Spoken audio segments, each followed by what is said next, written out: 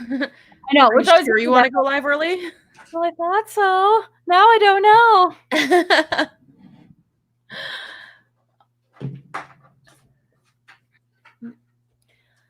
Okay. Right, so I'm sure this is muted. That's muted. Okay. All right. Yay. Every time I type in twitch.tv into my browser, it's like, do you want to go to one of these 4 channels that you've only ever watched?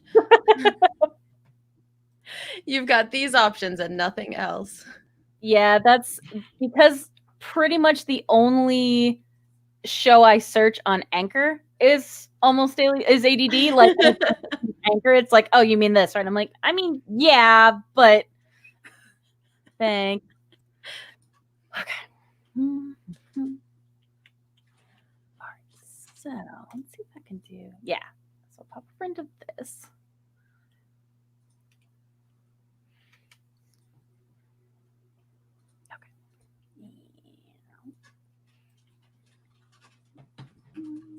All right. You only have 3. Yeah, it's like a basic cable. You only have 3 options.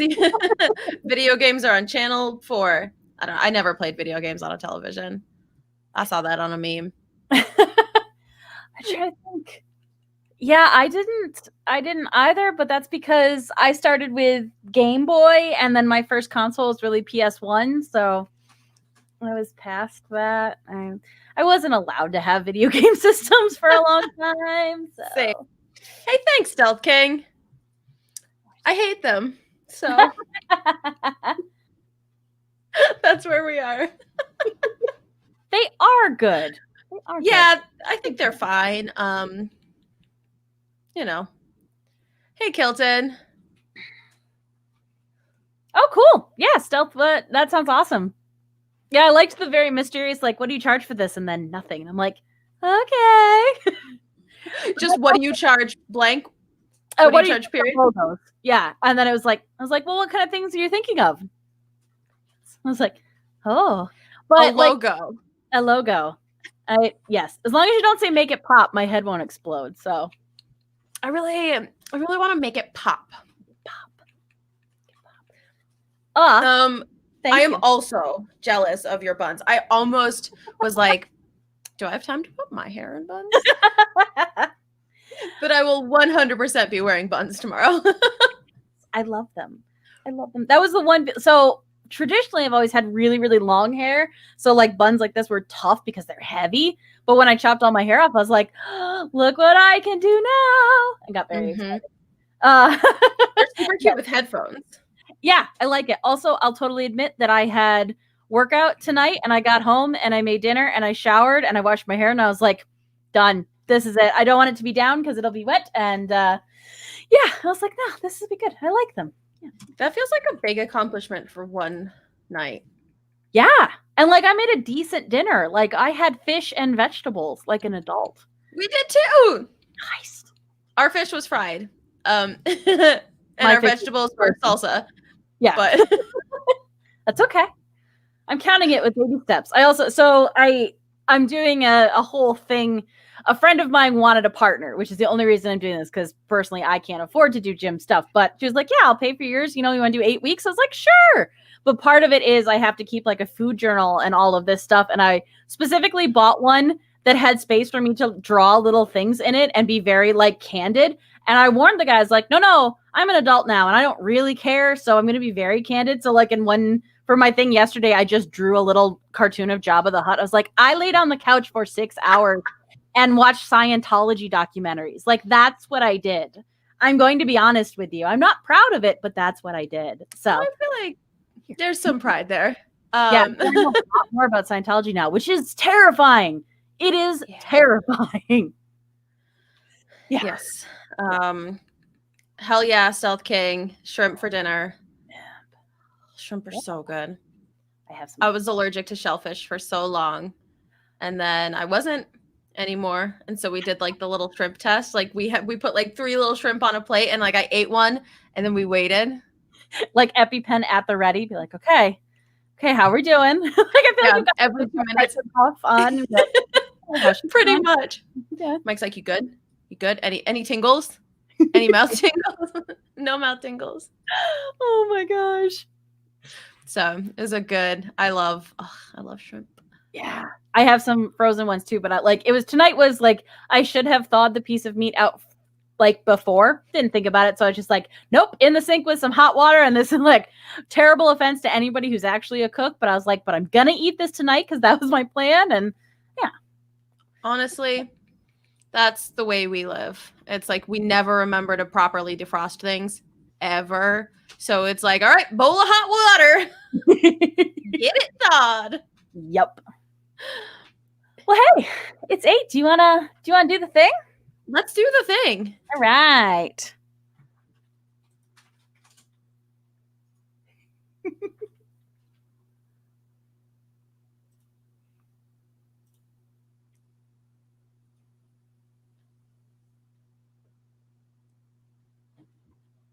Do you want me to click it? Or do you want me to click it? Oh, I thought you were. I didn't want to click it at the same time.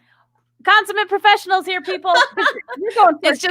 It's just gonna happen as we. Great.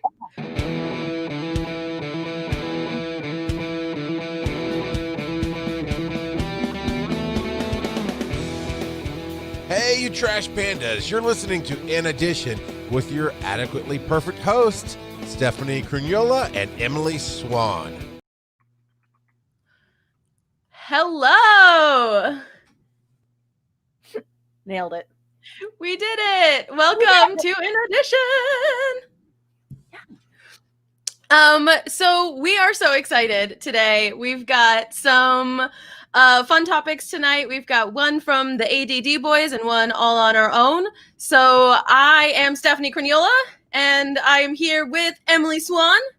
Yay! And that's us. We are In Addition. I don't know. We haven't worked out our intro yet. It's a lot of flailing. Basically, what was going through my head is, for those of you who are listening, we have a new intro video. And the amazing Tony P. Henderson pulled some rando pictures of us from the internet. And I couldn't figure out where the one of me was from. Like, I had no idea. And it just occurred to me as the video was playing where the picture was from. So that totally took up like 100% of my brain space, and the video is over and I was just like still kind of computer freeze on it. And that's where I am tonight. I hope you're well. I hope whenever you're listening to this, and all of you watching, I hope that you are having a great night, day, morning, life. Our first topic for today is going to be about characters you love to hate. So when you watch a TV show, read a book, there are always those characters that are just bad for whatever reason. They're bad guys or they're villains or they're just ruthlessly annoying, but we love them. So we're going to chat a little bit about those characters. If you have characters you love to hate, throw them in chat. And if you're listening, shoot us an email. Find us on Twitter. Let us know which fictional characters you love to hate. We're talking fiction today. But I guess if you have a real life person that you love to hate, throw them at us too. Swan, who are some characters you love to hate?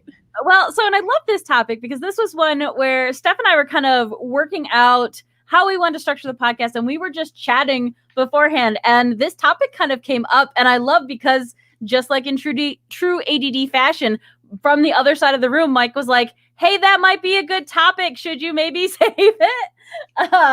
Which I loved. And the thing we were talking about, and this is, I think, for me, this is one of like the top examples, and that is the It's Always Sunny in Philadelphia crew. So I'll give you my history on that. So I remember somebody recommended that show to me when we were in college. So I realized it's been around for a while, and I tried to watch some of it and I hated it. And not like, haha, this is funny, I hate it. This is like, please don't ever make me watch this again.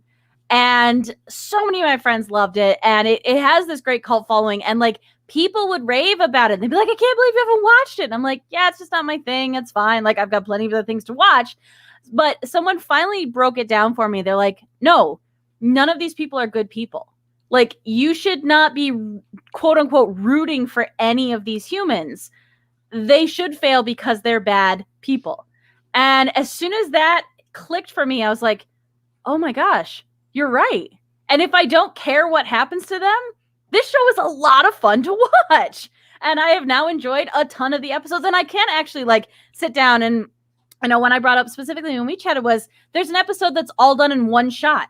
Like the infrastructure and the setup in order to actually get that to happen on camera, especially for a TV show, is insane. And so I was like, no, it's a bonkers episode, but the actual like camera work and cinematography of it blew me away. And I got to sit there and enjoy it because of that. So yeah, I know that's my big one.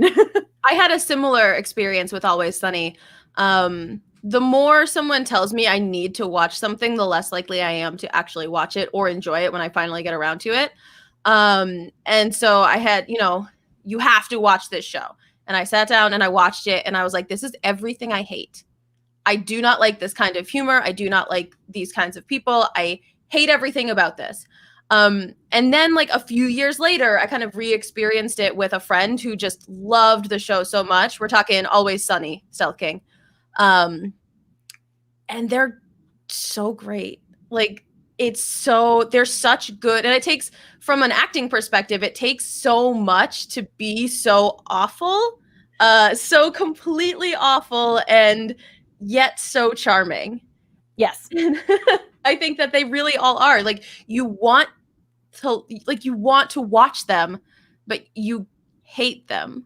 Yes. They're just bad, but like, and you're not rooting for them, but you're still like attracted to them in this weird moth to a flame kind of way.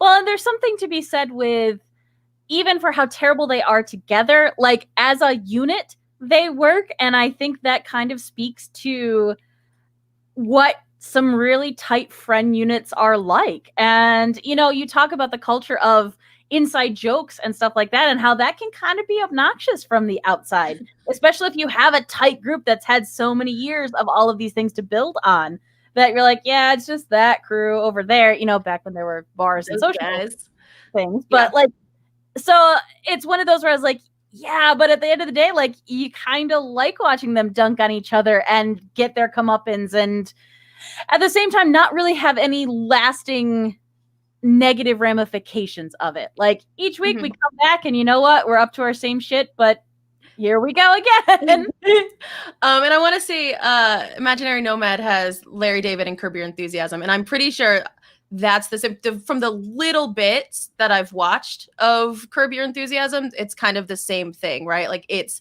someone who is so dreadfully awful, but still has this weird, you want to keep watching them. And that's for me, that's what makes such a good villain and a lot of the characters on my list are villains because I have a thing for complex villains in stories. It's a problem. Oh no. So that's going to lead me into my second one. So I was really going through this and I was thinking about it and I thought of a very specific one. And this one hinges on, so there's a print version of this character and a live action version of this character. And that's Purple Man from Jessica Jones. He's on my list too. He's on my list too. Only the David Tennant version. And it was because now, I mean, again, we've talked about it. We're both humongous David Tennant fans, but the depth that he brought to that character from a comic book villain who now definitely has a dark story. It's a dark comic. It's not a G-rated comic, but his execution of it in the show is diabolical. That makes me so happy that you have it on the list too. I'm like sweaty thinking about it. He is, and I imagine anyone who's watching, if you've ever had any interaction with me, I have waxed poetical on David Tennant. And yeah, kilted. He just is, I think he's one of the single best. I think he is the best actor of our generation. I think he is the most versatile. Maybe Hugh Jackman beats him in versatility, but not depth of nuance. David Tennant there's a moment in Jessica Jones, which this is a minor spoiler, but not really. But he looks out at a character and he just so flatly says, "Kill yourself." And I have never been more shaken by a single moment on TV than that moment. That moment has like haunted me since I watched the show, and the power and yeah. No, it was so. I mean, I'm behind and I'm ashamed of it, but like watching through those shows, like the Marvel TV shows did a lot, and they did a lot of really cool stuff. But there was a weight to Jessica Jones that I couldn't binge it, and it deserves to not be binged, which is not usually my thing. I am usually all about like I've got limited time. I've got one Saturday, and I'm just going to watch 6 episodes.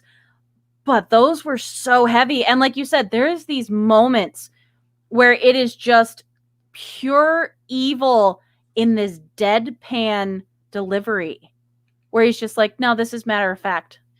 And then just walks away. And it's like my jaw would be dropped during those episodes. And it makes it that much scarier because he's so unaffected. And oh my God, it's just so good.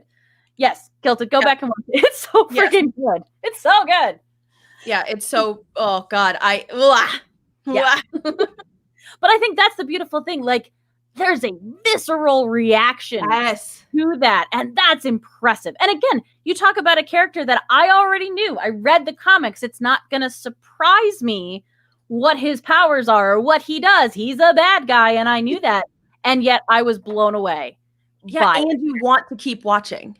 Like I wanted him back in season 2, and like you don't want to wish a monster like that back into any universe, but like I did. I just want more. Like please, just more. Just mess me up just a little bit more, Mr. Tennant. Thank you very much. Yes, mess me up, Mr. Tennant is the title of my autobiography. Oh, I love it. Yeah, Kilted. I definitely recommend the comics. They're very different.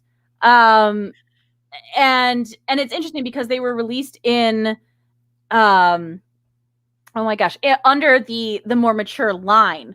And so it's fun, but it makes then some of the little nods in the series that much neater because you're like, so at one point they make an offhanded comment to the costume that Jessica Jones wore when she was Jewel. And it's just, again, it's a very like quick moment that goes by in the show, but there's a whole thing about it in the comics. And it was just really well done. Yeah. Unfortunately they, because they were kind of a limited run because they weren't super popular, they're really hard to find now. But I think like Comixology or some of the digital ones, you can download digital copies or buy them that way. I want to say, it's back a little ways. Imaginary Noman had said narcissistic. And I think that's part of my draw to some of these characters because that depth of narcissism is fascinating in a weird way. Like, I don't want to ever date this person or actually have them in my life, but to have someone who is so self-obsessed and consumed with their own self is, if it's played right, it's fascinating on screen. Yeah, no, absolutely. And it has to be played right, and it has to be subtle and nuanced in a way that it makes you want to keep watching more. And so for one of mine, I think that's kind of exactly what this character is, and that's Spike from Buffy. Yes. I only watched Buffy like a couple of years ago. I went through the whole thing, and the first episode Spike was in, I was like, I don't know if he's sticking around. I don't know if this is even a thing, but like hashtag Team Spike for me. I don't even know if that's a thing, but it's my thing now. And obviously it is a thing, but I love Spike. There's just something so casually unaffected about him. And again, I know like he is a literal monster through so much of the series, but he's also so charming. He's so charming. He's ridiculously charming. And I remember watching it when I was in high school and finding out later that he didn't actually have a British accent, which blew my mind. I was like, I'm sorry, wait, what? But it's so perfect for that character. It just works so well. And not only is he written great, but you actually, in my opinion, for how I feel about Buffy, I think he gets a really cool arc. I think he gets some really cool payoffs. I think, and it is not without its faults. I will absolutely say that, because there were some bumps that didn't need to happen. But absolutely. I don't know that if you had a weaker actor playing that role, if he could have pulled it off as well. I don't think you would have gotten that depth from him, because there's so much heart behind it in playing a very heartless character. Yes. Yeah, absolutely. So yeah, Future Skeleton. I love to hate Michael from Lost. I have so much fun making fun of his one-track mind and his selfish choices. And it just makes me want to scream, "Whoa!" And that's that does piggyback with one of my other choices though, which is Ben Linus from Lost, because again, objectively not a good guy. He is not a good character. Give me my boy! Give me back my son! We're here for any Lost quotes you want to put into the chat. That is one of the benefits of being here on Twitch. But Ben Linus is so subtly treacherous and sneaky, and like, again, charming in the weird sort of way. And I like to use the word attractive, because I don't necessarily mean like I don't think Michael Emerson and think, damn, that man is handsome. But not my style, but not my type. But he's so attractive. He is just so engaging, and you feel like when he is on screen, like I feel like I move closer to the TV. Like I want more of what he's doing and more of what's happening in those scenes, because they're so deceitful and yet so honest in a weird kind of twisty way. Yeah. And it's, it's a weird feeling that I get with the wanting something bad to happen to them. Like, no, you're evil and you've made me mad enough that I wish bad things upon you. And, I certainly try not to be that in my normal life, but for a show to make me feel that way, that gets points. Yeah. That rises above the rest. And I'm fine with like crazy, just background noise TV, but to have something that pulls you in that much, to give you that visceral reaction, like that's what I want. That's the mark of good writing and great acting. Yeah. And Kit Kat says, has anyone mentioned Cersei Lannister? And I think Future Skeleton makes a great point, that they're both so driven. And that's one of the reasons they both have such a strong, solid goal. And they will do everything to make that happen. And there's something so relatable about that. And I think that when we have these goals, if you're not a murderer, there's a limit to will do anything to achieve that goal, right? But I think there are sometimes where the freedom to be a villain and achieve your goals is like oddly it's almost motivational in a really weird way. Yeah, it's oddly like you want that. You want to be. There are times, and I'm speaking for myself, and y'all, I'm not gonna murder anyone. I'm not gonna do. I'm not gonna. But aspirational, yes. Thank you. Thank you, Future Skeleton. There are some times where like you just wish that like, if there were no rules.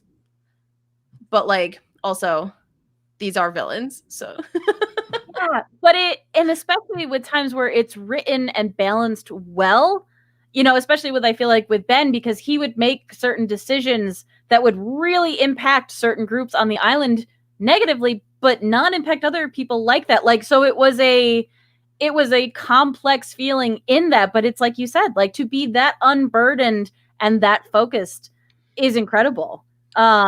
So I have one, and this one is I think is kind of funny, because as I was going through the list, I was like, oh, this is random, but it is Q from Star Trek.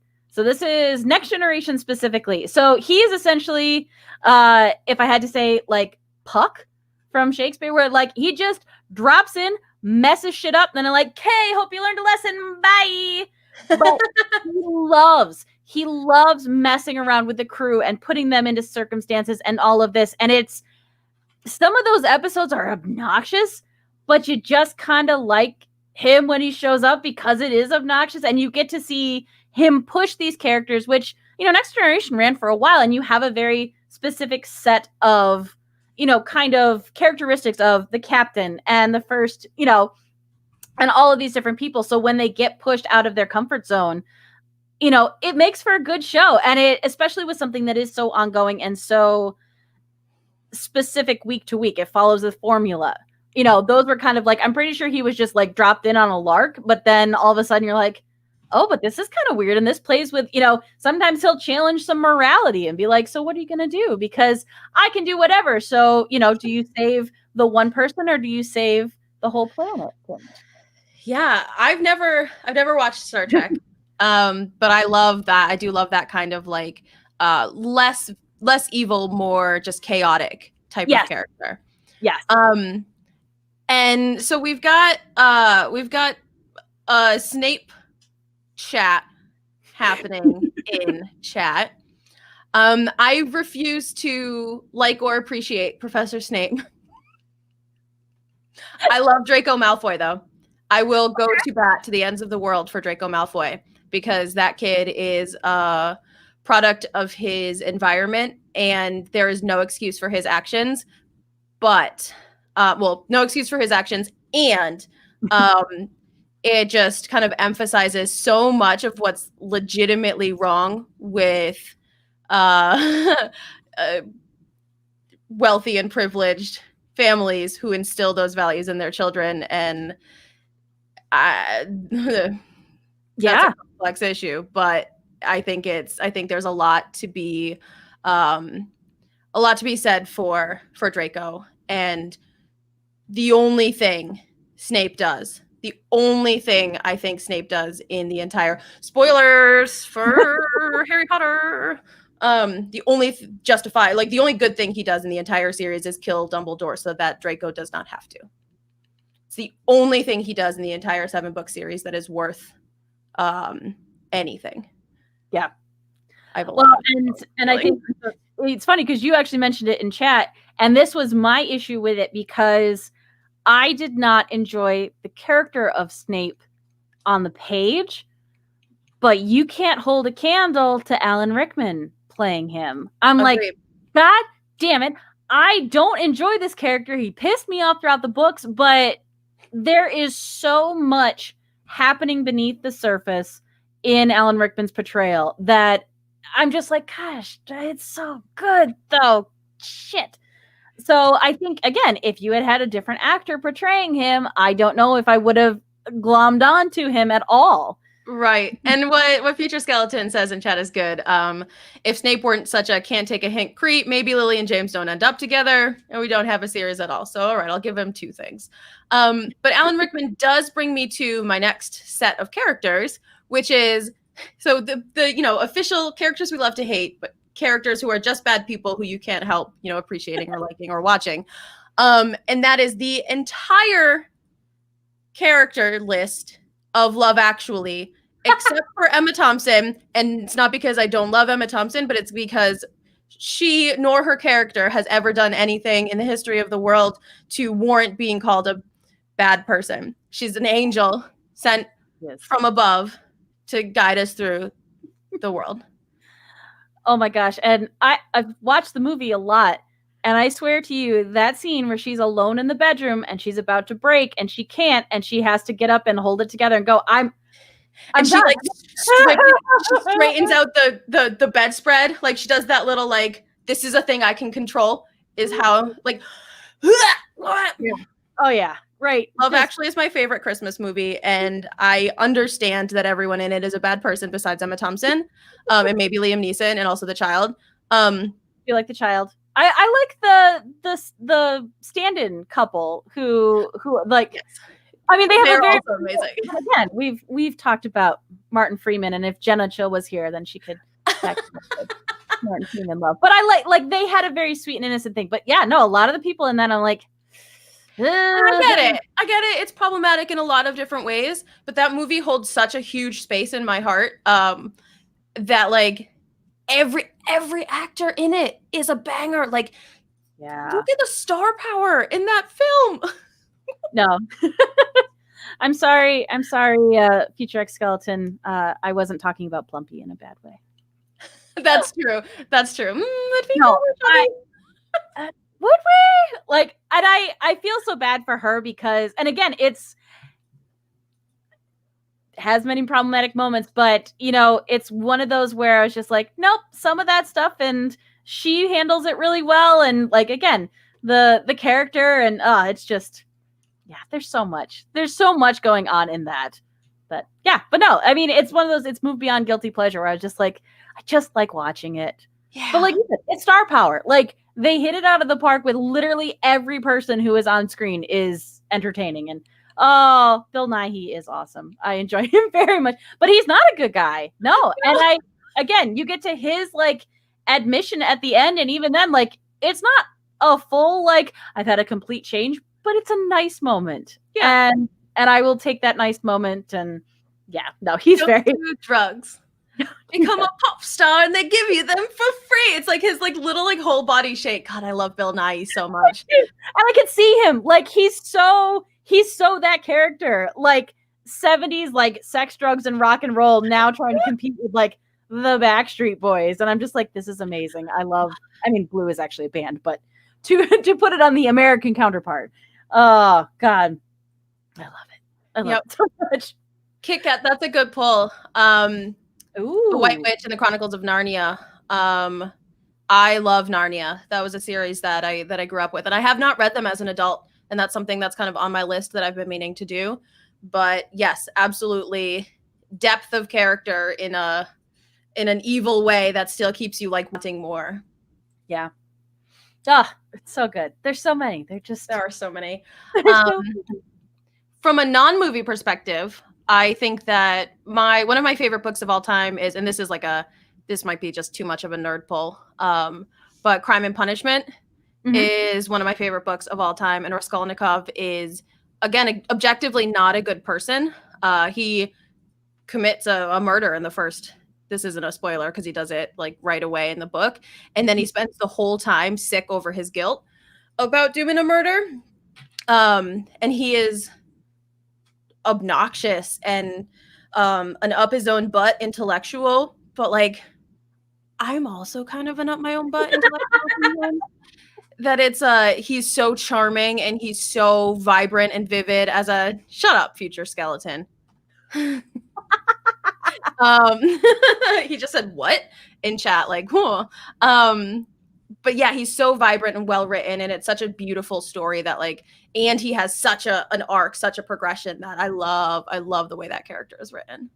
Yeah, and so to highlight in chat, Kilted brings up Graf in Ender's Game and then Achilles in the Bean books, and I'm completely with you, Kilted. Ender's Game is an incredible read, and I will admit I've not watched any of it because I loved the book so much that I didn't want to. I did pick up the comics, but I have not read them yet. But Ender's Game, again, it's one of those where on the surface is one thing, and as you dig down, becomes so deep and so complex. And I feel like that one slow played me on the evil, and I loved it in a really. Kilda says, "Don't watch the film." It's like, okay, so I feel good, but yeah, like. Oh, like as you're learning more, as you're, experiencing things as the characters are experiencing them, you're just like, oh my gosh, this is vile, and it's so good. Well played. Well played. The film is the bad guy we love to hate. That's amazing. I like it. Do you have any others on your list? So my last one is kind of a funny one, and this one is love to hate in the traditional. I actually just hate this character. And that is X-Men's Cyclops. I hate him. Mike is sitting next to me, literally jumping out the window screaming. He and Anthony have this like thing because Mike is Team Wolverine till he dies, and Anthony is Team Cyclops till he dies boring. So he is like, oh, that's amazing. I want to hear your reasons though, because I have heard reasons forever. I want to hear your reasons.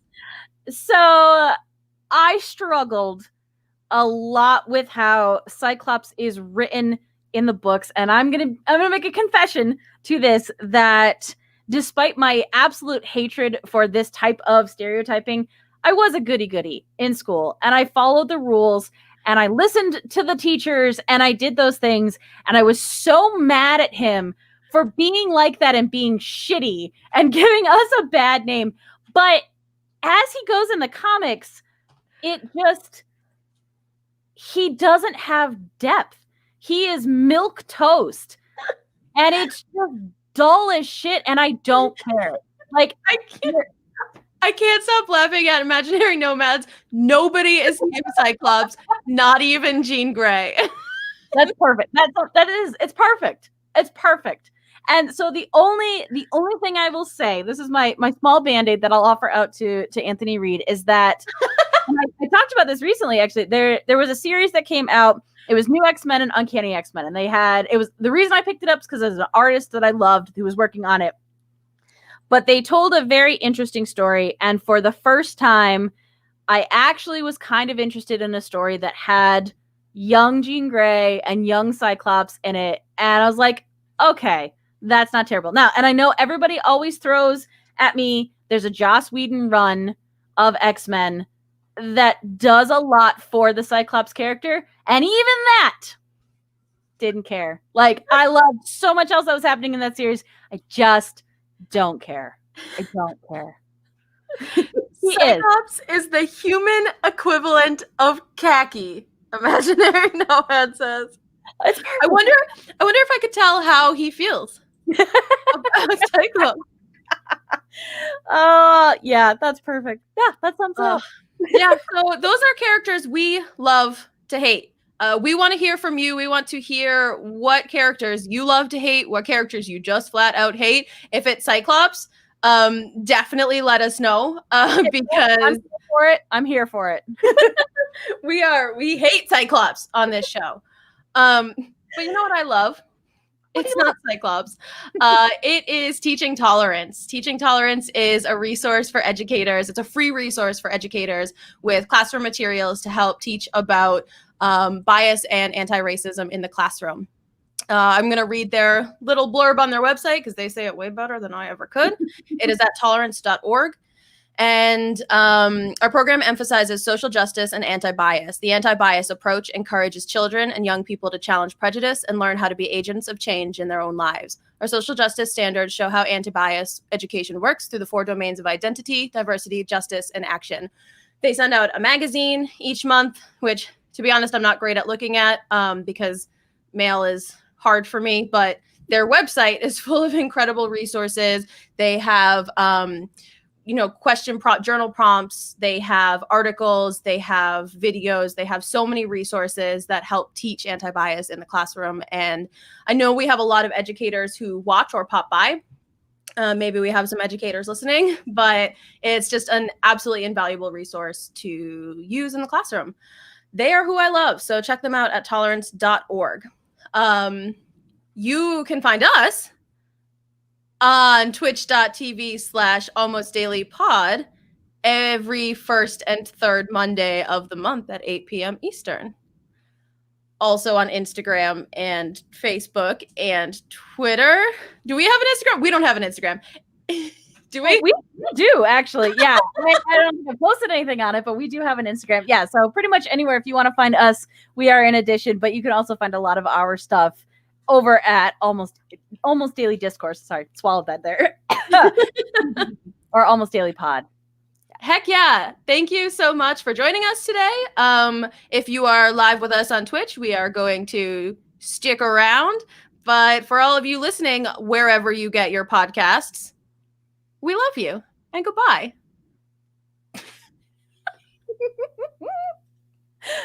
Outros are the worst. They're so hard. Intros and outros. I don't know what I'm doing, y'all. No. This is a peek behind the curtain. We don't know what we're doing. Yes, and to answer your question, Future X, we haven't decided about those months yet. You might be bonus. We might take the week off. We don't know. That's a good question. But they, the chat has been talking about Percy Jackson, and Percy Jackson movies broke my heart because I liked the books. Like, it was Greek mythology, and it was fun, and it was playful. And then they put it on the screen, and I'm like, but why? Rick Riordan, Uncle Rick is making a new series though with Disney. So okay. Yeah. And he's in charge. He is in creative. He has a creative seat in the making of it. So uh-oh, y'all are gonna get a sneak peek. didn't even say hi to the camera. There he is. Special appearance by Mike. Well, that tracks. Yep. That Charles would be a Cyclops fan. This is for you, Charles. Boo. See, I have no real like stake in that fight because I like the X-Men movies, but I'm not a reader of the comics. But man, the rivalry between Anthony and Mike has been so heated for so long. That's so funny. And I feel bad because the actor who played Cyclops did a great job. It's James Marsden. It's always, speaking of Spike, I always get him and Spike, James Marsters and James Marsden. Yes, he's a talented guy, and I felt bad for him because I'm just like, aw, they wrote you just like you are in the comics, so you suck here too. And again, Team Wolverine all the way. And be like, how do we know it's you? You're a dick. I'm like, yeah, no, that was so succinct, and I loved it so much. So much. Ugh. I love Enchanted. They're coming out with an Enchanted 2. And really? Yeah. And James Marsden is someone who is in like the Hugh Jackman camp, almost in the Hugh Jackman camp. Like, he's like a mediocre Hugh Jackman. And that's not to say he's not wildly Afro Jackman. He's Jackman. Yes, exactly. budget Jackman. But like, whereas Wolverine is like the epitome of action hero, and the boy from Oz is the epitome of musical theater. Or like Greatest Showman is a little more like, I don't know if y'all know Boy from Oz. It is a fantastic musical, but it is wildly, like, it's amazing. It's a trip. And then you've got James Marsden, who, like, Cyclops is he's still pulling off an action hero. Y'all will hero in quotes. And then like the prince from Enchanted is also like here. Like, he's just more. Well, I feel like he's pulling them off like Ted Mosby pulling off Red Cowboy Boots. Like, he's in and he bought into it because he showed up, but everyone's like, "Aw, bud." Yeah. Okay. Yeah. He's like a little pat on the head. No. Imaginary Nomad. I don't remember all those Cyclops did. Oh, it's because you're being. I was like, did I legitimately miss something? No. You're just. Nobody trolling. did. Nobody missed it. Nobody claiming for it. Mike did make me watch. Was it just called Wolverine? Logan. Oh, okay. Oh my God. I was like, why did you do this to me? It was so emotionally devastating. Yeah, that was beautiful. Beautiful film. Whereas opposed to like Wolverine Origins, that's just devastating because it's bad. But you guys could probably talk comics and nerd stuff all night. So yeah. Okay. So let's see. Do you need a break, or are you? I think I'm good. We won't talk about it. All right. Top three X-Men movies, or top 3 movies ever? Because I think that's top 3 movies ever is a fair. Well, and it's so if you guys do like Logan and you've not read Old Man Logan, which is the comic that it comes from, definitely check that out because that's a beautiful read as well. So yeah, and it's thank you. And it's fun. It's as obviously someone who really enjoys comics, to watch adaptations be done really well and not necessarily be completely faithful to the source material, which is okay. It's encouraging because obviously as someone who creates comics, I don't need to see a shot-for-shot remake of it. You're in a different medium. You have different options. You can hold long pauses on someone and force the audience to sit there in those feelings. And that's not something you can do in comics. So do it. You've got the chance to do that on screen. So do that on screen. So, play to the medium that you're in, because there are different bonuses to each. Yeah. Yep. All right. I got it. Honestly, I'm just gonna psych myself up to intro. That's the worst part. Yeah, I fucked up. All right, so I'm gonna click my thing though. I will do that. Okay, what am I talking about? Yeah, that's what I'm talking about. All right. All right. Chat's ready. Let's do it. Let's go. Let's go.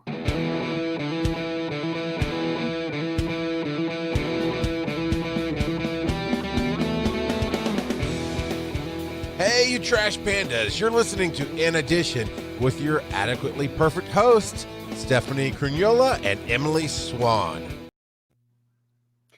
I think I also figured it out. It's because it cuts really abruptly and I'm not ready for it. I was like, I need a fade to get into it. But hi, what's up, trash pandas?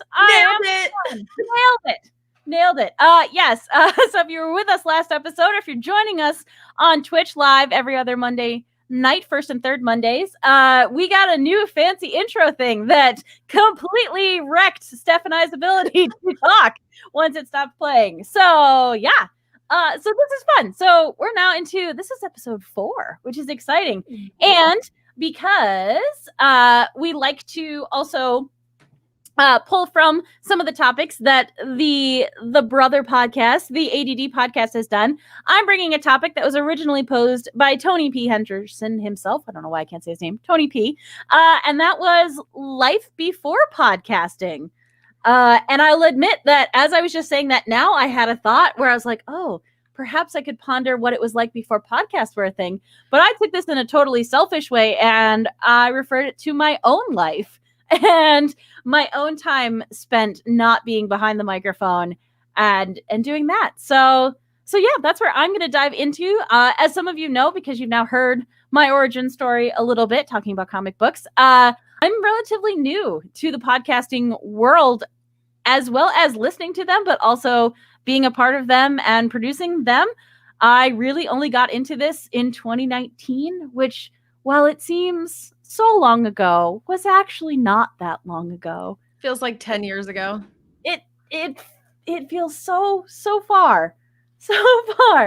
Okay, see, thank you, Kilted. Kilted in chat says, I don't know why, but that said, thank you. I appreciate that. Yeah, so I'll say I know we've talked about college because we brought that up on ADD. So we'll say after I got out of college, it was the year 2007. And if any of you are old enough to remember, there was a big old recession that happened in 2007, and it was really hard to get a job. Weird. Wow. I don't believe it. Yeah. So also that happened to be the year where all the animation industry was collapsing and dying and oh my God. laying off all of their animators and closing their studios. And I'll give you one guess, Steph, as to what I got a degree in. Animation. So pretty much from that point on, not that I had a specific life plan going from there, but that altered everything kind of drastically. Yeah. But I look at it as a positive because it forced me to become more versatile as an artist and learn a bunch of different jobs and be able to work a lot of stuff and make myself very employable. Whether I was working in the direct industry that I wanted or not, I still felt like, no, I can pretty much work anywhere. I can do things. And then as I get comfortable and as I get that experience that's necessary to get other jobs, I can then start to be a little bit choosier about the industries that I end up in. So out of school, I worked at a newspaper for a while, which is a weird thing. Yeah, I did advertisement design and layout for the newspaper. We were a skeleton crew, but it was cool as we were a free newspaper, and we actually had a pretty decent base because we're out in the country, which still has a lot of newspaper readers. People who are old enough to read newspapers. Yeah. So that was interesting, and we were able to, because such a small crew, work crazy hours, but also kind of get by on the advertising revenue, which a lot of it had to do with me because I was the one in charge of designing and setting up the ads. So that was neat, and that got me a lot of in-person experience. It got me my first taste of really dealing in kind of a retail-esque interaction, which meant dealing with the general public, which is where my dislike of the general public started. Because people are crazy, you guys, in case you didn't know. So from there, I then moved into the job that I probably had the longest, aside from my teaching gigs, and I worked at a garment decorator. And if you're anything like the judge, the one time I almost got onto jury duty, who stopped the interview to turn to me and ask, "What is a garment decorator?" in front of the whole jury pool, which was super embarrassing when I was already scared. So garment decorating is literally embroidery, screen printing. It's putting decoration on shirts and garments. Garments. Yep. Was not like judge had been totally checked out for everybody else's. He's like, "Wait, you do what?" I'm like, "Oh God." Just wait till you hear that I also do comics. You're gonna flip. What's comics? Yeah. I was like, "Oh God." And then the prosecutor then talked for about 10 minutes about Big Bang Theory. And I'm like, "This is really weird, guys. I don't know what's happening." And I've never been on jury duty. So yeah, that was weird. But yeah, that's kind of my thing going up through. I started working on comics in 2011, and that's kind of also where like my gig lifestyle came from, because I was now working part-time job, going to Comic Cons. I had started teaching part-time. I was also working what was a quote-unquote full-time job, and it's pretty much been that type of main gig, side hustle, other side hustle since then. And that's 10 years. Yay. Woo. Yeah. So what about you? That's my blinding tale. Well, so yeah, podcasting isn't really a new experience for me, because I've kind of been used to working on things that I love and not getting paid for them. So that's what I've done my whole life. My parents, when we were kids, they were like, "We're instilling a spirit of volunteerism in you." Like, my dad was always on the board for our skating clubs, and like my mom always did vendor work for them. Like, nobody ever gets paid. You just pay in figure skating. You just give money and then get nothing but childhood trauma back. Then, since we were like, well, volunteering is just what you do. That's just part of being a person, is volunteering for as many different things, because that's the only way that you can give back and support a community that has been so dreadful to you. So I started doing community theater because I didn't know what else to do besides give all of my blood, sweat, tears, and talent to someone who wouldn't appreciate it or compensate me for my time. So I started working.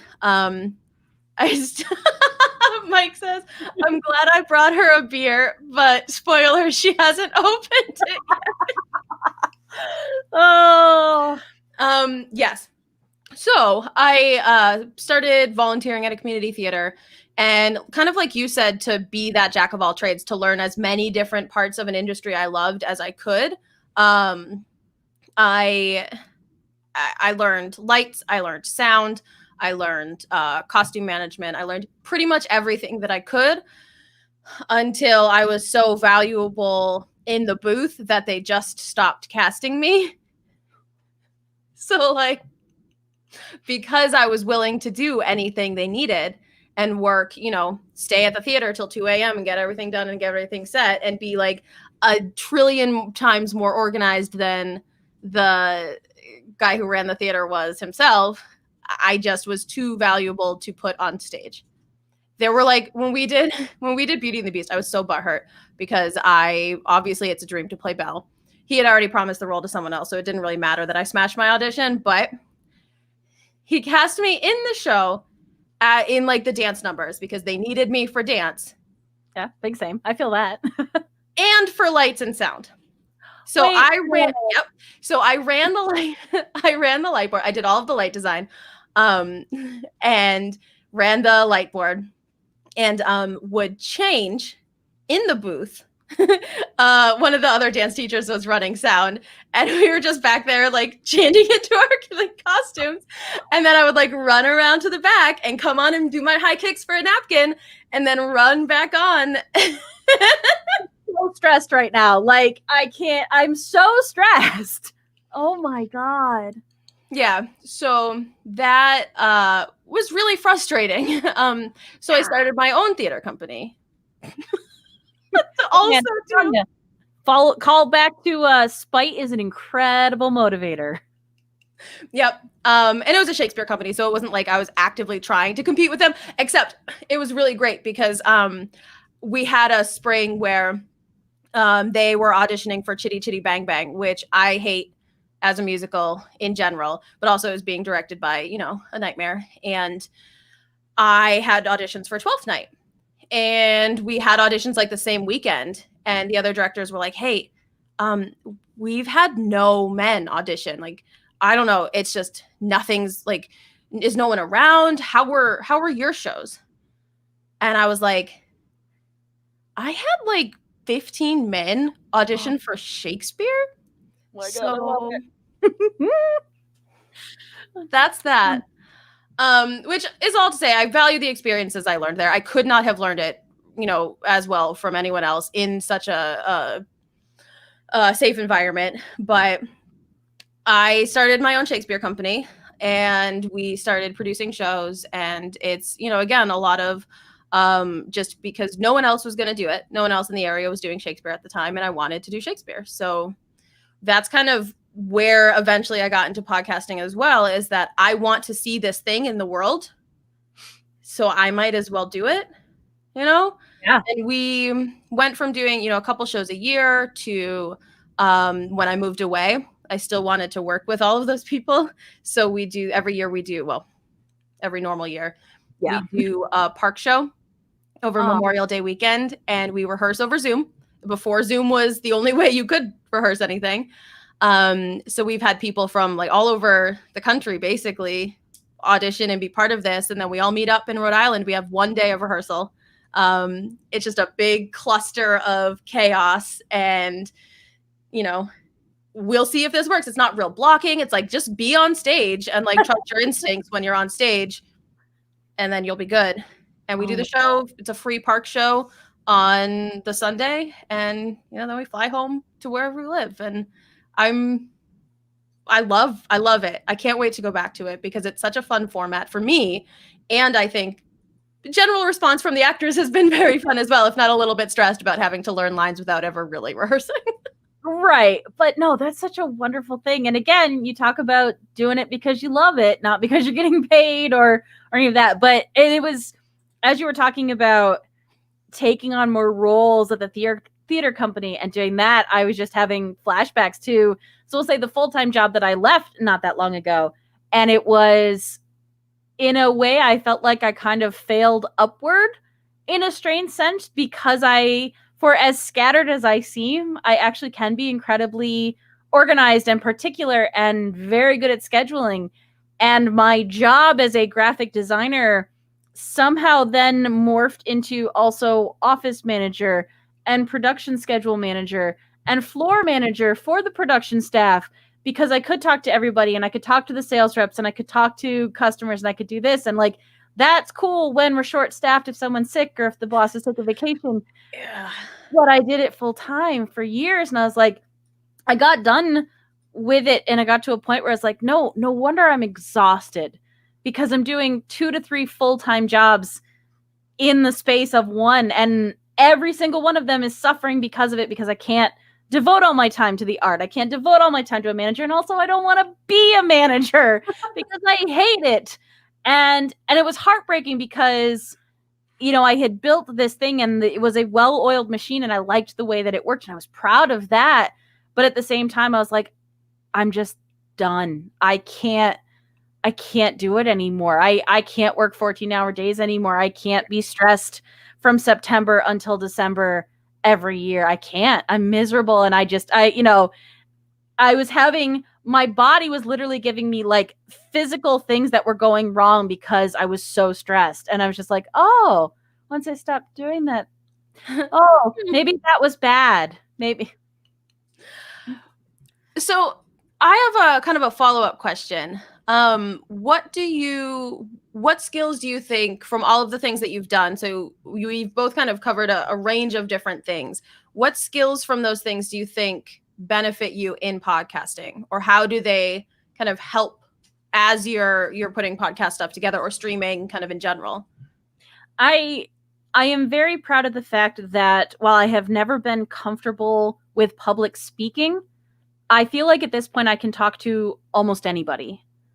And that's really cool that even if maybe we don't obviously we're not on a panel where we're discussing this thing that I absolutely love, but I can still talk about it. I can I feel confident talking to all different personality types, all different interests, all different even speaking patterns, and that type of ability to interact and at least maybe not be a great interviewer, but at least carry the conversation and make something entertaining.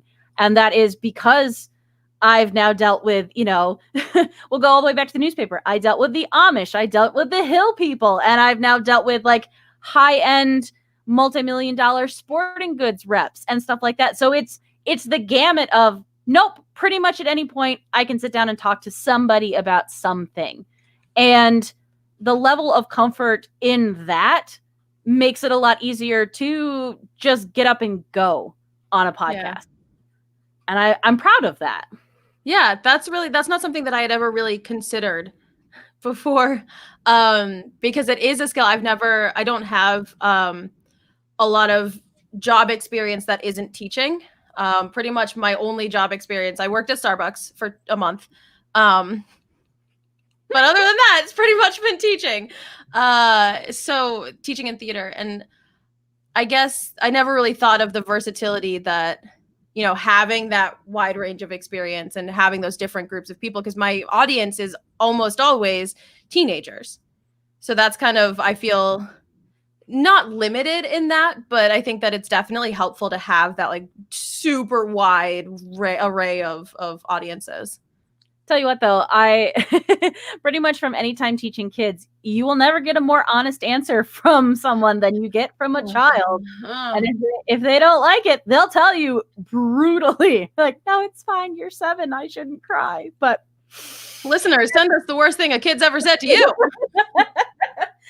But do you think, again, I'm assuming with the performative aspects and the comfort of teaching, all of that lends itself incredibly well to podcasting, but is there something about podcasting that you weren't ready for, or was an unexpected thing that you got into, even with the good amount of history you had about speaking and speaking well and learning topics and that being able to speak with confidence? Yeah. So first, Kilted says I teach teenagers. I have too many answers to that, which is totally fair. They are angel monsters that I will love forever and also be eternally afraid of. One thing that I was surprised about is when I was skating, I got really into music editing. So I've been working with Adobe Audition since I was 15. That was what I got for Christmas one year, was the disc of the program. And I would cut music, and that's kind of, I'm really good.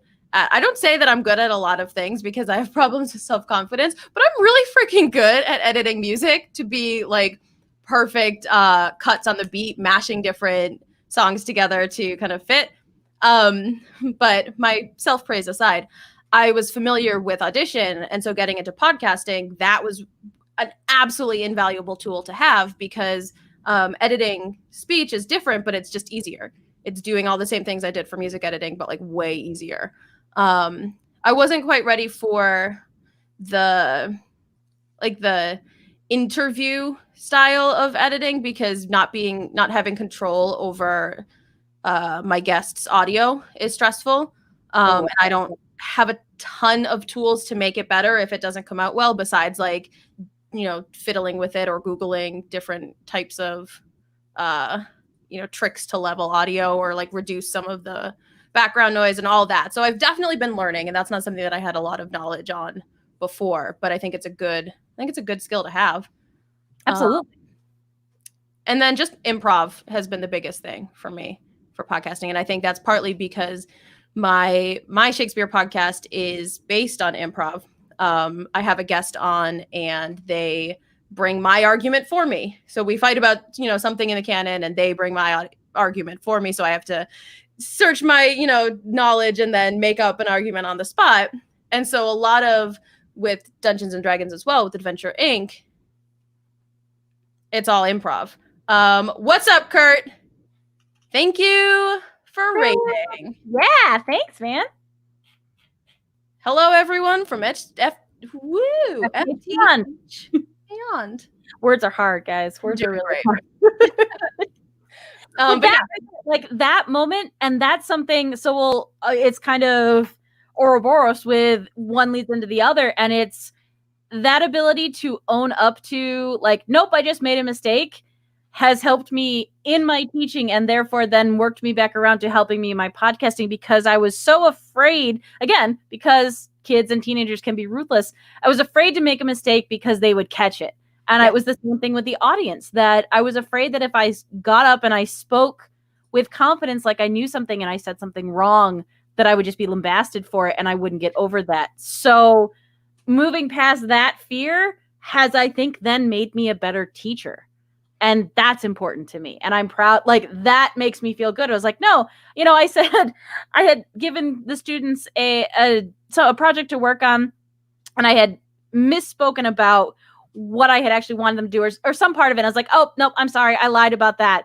And because I said it like that, for the rest of the class, it was, well, you lied. Are you telling the truth now? And I was like, hey, you're middle schoolers, you little shits. But at the same time, we got to laugh about it. Like that would have been something where I would have been haunted by that the rest of the day, where I was just like, nope, it was a misspeak. We can laugh about it. We can move on. And again, the same thing when I'm on a show, if I stumble over my words, or if I stumble through my thought, even, I don't have as much self-consciousness over that, just because like, nope, it's okay. I'll either correct it, or hopefully they'll get my meaning, or they won't. And that's okay too. Yeah. And Justice Stu says there's nothing more terrifying than a teenager laughing at you. And that is, God, that is so true. Or when they don't laugh, but just give you that knowing look. And you're like, what did I just say? Or what did I just do?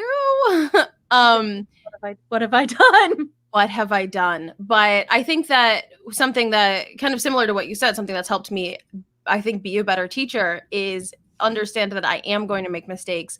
I don't read out loud very well. I'm not very good at reading out loud. I just, my brain is on the next page. My eyes are on this page and my mouth is up at the top of the page. Like I just don't work together very well. And, my kids also aren't very good at reading out loud because they haven't had a ton of practice. They're self-conscious. They're children who are around probably bullies. Like everything in high school is bad. And they struggle. A lot of them have reading disabilities that affect their, ability to read out loud or process those letters. And so the fact that I am open every time I read something to my freshmen, I'm like, I just, it's going to come out, and I apologize for any mistakes I made, but it's okay. It's okay to make mistakes, and that kind of acceptance and safe space environment that I can make for them maybe will help them open up about or try some new things that they might be more nervous about. So like owning up to your mistakes even before you make them and acknowledging that it is okay to make them. And I think I get with especially certain groups that are tough kids or a tough group, and that you kind of need to be infallible because they'll take any weakness and just run with it. But for the classes that aren't that terrible and aren't Hunger Games, I like teachers who are honest and like, nope, I messed that up, and that's okay. Or even, with some of it being like, nope, I'm not sure. let me look that up. And I think that's an incredibly difficult thing to do. And it doesn't feel good. Like, it doesn't feel good not to have the answer for them, especially, you know, obviously some of them are bringing you questions to try and trip you up. But for the ones that genuinely ask, like, for me to not have an answer for them, it takes a lot to be able to say, nope, I need to check that because I'm not sure. I do that all the time. I always look up answers. And I think that it reinforces a good skill that you're not going to always know things, but the information is out there for you. Yes. And I think that's incredible that, like, nope, even me who's done a lot of this, whatever this thing is, like, I still don't know, or I might be wrong and that's okay. And having that open communication is definitely how I like to run my classes. So there's a lot going on in chat right now that I do want to take a pause and call out. Kit Kat, I'm sorry. That's brutal. Yeah. Kilted, yikes. Kurt, that's awesome. And if you don't know what we are referring to, listeners, check us out on twitch.tv/almostdailypod on the first and third Mondays of every month. You can be part of the viewing experience. Yeah. And the chat. And this is, again, I know we talked about it a bit last episode, but it's part of the fun with this is being able to interact with the chat and hearing your personal experiences with stuff like this. I know a ways back, Mike was talking about a specific jury duty instance. And yeah, again, I like where these conversations. Yeah. Kurt, one of my favorite things about teaching college courses is that I can accidentally swear and it's okay. And I'm not going to lose my job for it. I don't think I necessarily would lose my job for like the more mild swears anyway, but like I very much have a workday speech pattern and a non-workday speech pattern. And if I'm on the phone with someone who's a non-workday person during the workday or whatever, like that's a dangerous line to cross because it's hard to switch back and forth. Well, and it's the joke that my family has because they've now heard my customer service voice. And customer service Emily is very different from the Emily that most of you get to hear. Do you have a podcast voice? I do. So when I was messing around and trying to teach myself some of the stuff for Audacity, I went in and I just read some stuff out loud to record, to test my audio, to do all of that. That voice is different. So my reading aloud, like narrating something, that's very different. But my regular conversation voice, no, this is the same. And you can always tell when I'm getting more and more excited because my voice gets even higher and higher, and I turn into more of a cartoon character. And so I try not to, if I'm trying to, like, I had looked into possibly maybe trying to get some voiceover gigs or stuff like that, like trying to manage how much peak happened in my voice on its own. But yeah, regular conversation is pretty close to how I normally talk in the world. I feel like I have a distinct podcast voice or a distinct like on voice, whether it's teaching or streaming or whatever it is. And a lot of that for me is, and these conversations are dangerous for me because a lot of my like on voice is managing my accent or not letting, like Tony called me out from the first week we did this, that he heard my O's and A's slipping out because I grew up in Minnesota. So all of these vowel sounds were very natural for me when we moved back to Massachusetts. And I got made fun of a lot. So I kind of taught myself how to even out for a non-regional dialect, and moving to Denver killed that.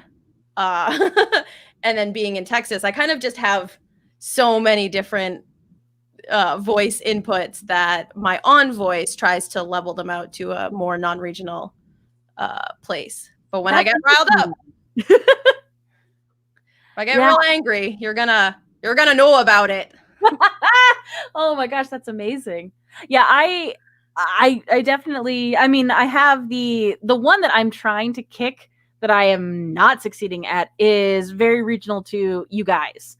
You guys is just something where I was like, nope, you guys is everyone. It's guys, it's girls, it's kids, it's adults, it's everyone, and it's you guys. And I'm trying to break that unsuccessfully. But what I've noticed sometime with speaking at the winery, when I'm talking about certain things, because we get a decent amount of people traveling from our neighboring states, that there's definitely that harder A and that nasally A that I get on some things. But even from going from like upstate New York to Pittsburgh for college, something like primary school was pronounced two very different ways, and you were either in camp elementary school or you were in my camp of elementary school.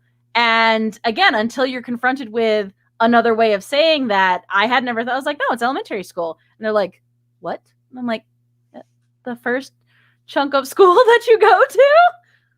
But, then you get into pop and soda and all the regional stuff from there, which is... Oh, yeah. We were not allowed to say pop. My parents thought that was vile. Tonic. It's soda or tonic. And that's it. That's interesting. I've never heard that one. Yeah. That's very Boston. Or I don't know if it's Boston, but it was my parents. Well, and also I realize, and it's funny, little like ticks and quirks and stuff and things. And obviously, it's usually in song form, but like once in a while, mom would hear it on the radio or just run in her head. And all of a sudden she'd walk through the room and be like, just a gigolo, and everybody knows. And then she just wander off. And so like randomly, like that little snippet of a song is in my head and I would sing that and people would be like, what are you doing? And I was like, is that not a thing that everyone else's mother did? No, just mine? Okay. Mike is confirming that tonic is a specifically inside 95 Massachusetts word. So that tracks. And yeah, I don't know. I think that it's interesting to see kind of what, how we got here, I guess, and what things from our past we're bringing to podcasting and streaming. And I also think that it kind of highlights the fact that whatever you've done has an element of skill or practicality for podcasting or for streaming. So if you're looking to get into this or you're looking to start something new, look at those, boil down the elements of kind of the base skills you used in your previous jobs and see how you can make them work to your advantage for something new. Absolutely. And there's something, and this was, I think, again, I am appreciative of kind of being forced to speak publicly in this way and figuring out how to articulate different thoughts that I have.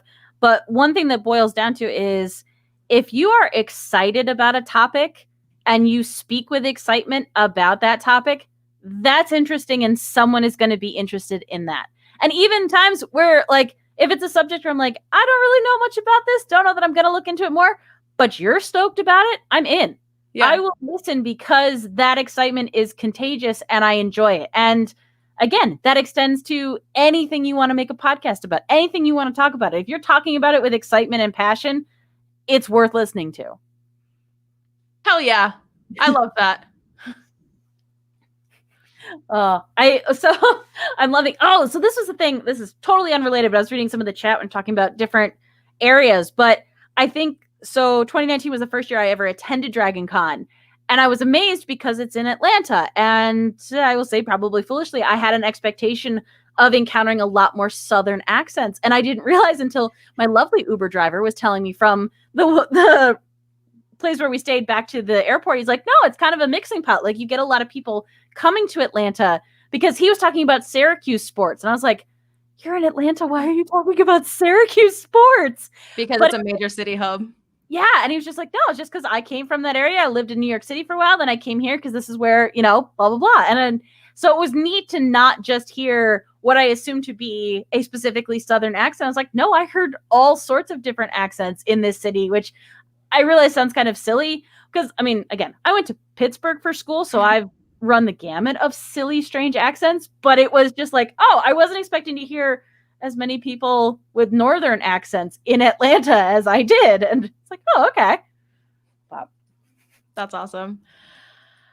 So it sounds like in chat, we're going to have to do a whole new topic about school in general, and it's going to be rough. A lot of you have had some wild experiences, and I am sorry for you. And I hope that, you're working however you need to work some of those things out. let us know, that and other topics that you want us to cover. Tell us what your regional dialect words are. Get at us for all those different things that you want to see covered in our future streams. We love reading, even if we don't always read out what's happening in chat. We love reading what's happening, and we do on these Twitch streams have little breaks that we kind of cover some of those. So I hope you're taking care of yourselves, even through some of those kind of traumatic school experiences, and let us know how you're doing. Yeah. Yeah. Well, this is a nice thing. And I think to call it out, Kit Kat in the chat says that kind of bridges to the fact that podcasts have led to a lot of friendships. Dragon Con and stuff like that brings so many people together. And that, I don't think I could have said it better, Kit Kat. And I love it. I love the community around it. I love the support. I love the encouragement. I love the ribbing and the ridiculousness and just the community. And it's a wonderful thing. And I'm grateful to that. And I look forward to moving forward with podcasting in my life for however long. And yeah. And so to also show some love, because that's that time. It's a really good transition for this one too. Yeah. So anybody in chat, I'm bringing up 2 virtual therapy institutions, apps, places to go, but it's again, so what I'm bringing is BetterHelp and Talkspace, and they are ways for you to connect with a therapist. I know I'm in a smaller area and I don't have a lot of options for connecting with somebody or trying to find somebody that I jive with. And this lets you connect with anyone, and they give you options for if you want to just text with them, if you want to email with them, if you want to see them face to face, and you can even set the amount of time that you're talking to them, how frequently it is. And that's a really powerful thing, because as we were seeing in chat, there's a lot of stuff that happens to us in our formative years that really affect us as we get into adulthood. And I know there are some things where I didn't realize that there was stuff that had still really affected me from, the mid 90s, which was a while ago. But there are people out there, and there are people that you can talk to. And in conjunction with that, if this is a topic you are comfortable listening to, I highly recommend Imaginary Nomad, who's been in chat, and on ADD, the episode that dropped today, so January 18th, was all about mental health. And the ADD boys covered mental health, and that's a big thing. And, speaking honestly about it is really hard. And sometimes it's hard to speak publicly. It's hard to go on a podcast and talk about honesty. So if you don't feel comfortable saying it to the whole internet, there are people at BetterHelp and Talkspace that you can talk to, and you don't have to share it with anybody. You can just share it with them. I'm also going to recommend, if you hit me up, I have some offer codes that I can send if you'd like to get discounts. They have different payment plans. Definitely look into the financial aspect of it, because I know that finances can be a deterrent for this, because for some sick and twisted reason, therapy isn't cheap, and it should be. And also, from that, like we said on, yes, Nomad, so he says, and the stigma about mental health. And absolutely. And, we mentioned it on the ADD show, but if you guys are having trouble or you just want to talk, we are open to that. You can email us, you can send us DMs, you can talk to us. Whether, we have answers for you or not, I'm not promising anything, but there's somebody at the other end of the computer, end of the phone. And if you need help, it's out there. So definitely, and if you're looking for someone who actually has a degree in this and is a professional, I highly recommend those. So again, if you want to connect with me for any of those issues or anything else, see my art across the internet. I am a swan named Emily. You can find me there. I do art. I talk about stuff. I dabble incoherently sometimes on my own stream, but yeah, I'm doing some fun stuff. I've got some fun friends who are willing to do art with me, and we're making some neat stuff. So that's fun. And also, so definitely check out the Almost Daily Discourse. They are on Wednesday nights on twitch.tv/almostdailypod. We are obviously the sister show to them. We are first and third Mondays of every month, bringing our own thing to talk about. And that's going to be my outro for tonight. Thanks, Trash Pandas. We did it. Yeah. Hey, y'all on the stream, I saw Stealth King up in, let's see, a little while back. We want to see art on stream. It's funny you should say that. We're going to take a quick break, and then we are going to do some art on stream. I say we. It's collaborative. It's together. I have literally no part of this. We are going to kind of test out a new segment, and it is called Sketching Shakespeare. Y'all were part of that collaborative idea last time we were on. We are going to take a piece of Shakespeare's text. I'm going to read it and talk about it, and Swan is going to draw it. Yay! Yeah, it's gonna be really cool. I am so excited for it. We're gonna take a quick break and get ourselves settled, and then so don't go anywhere. I'm gonna put the "Don't Go Anywhere" banner up. Nope, not that one. Yes, don't leave. I should make a new banner that just says "Don't leave." We'll be right back, and we'll see you then. Yeah.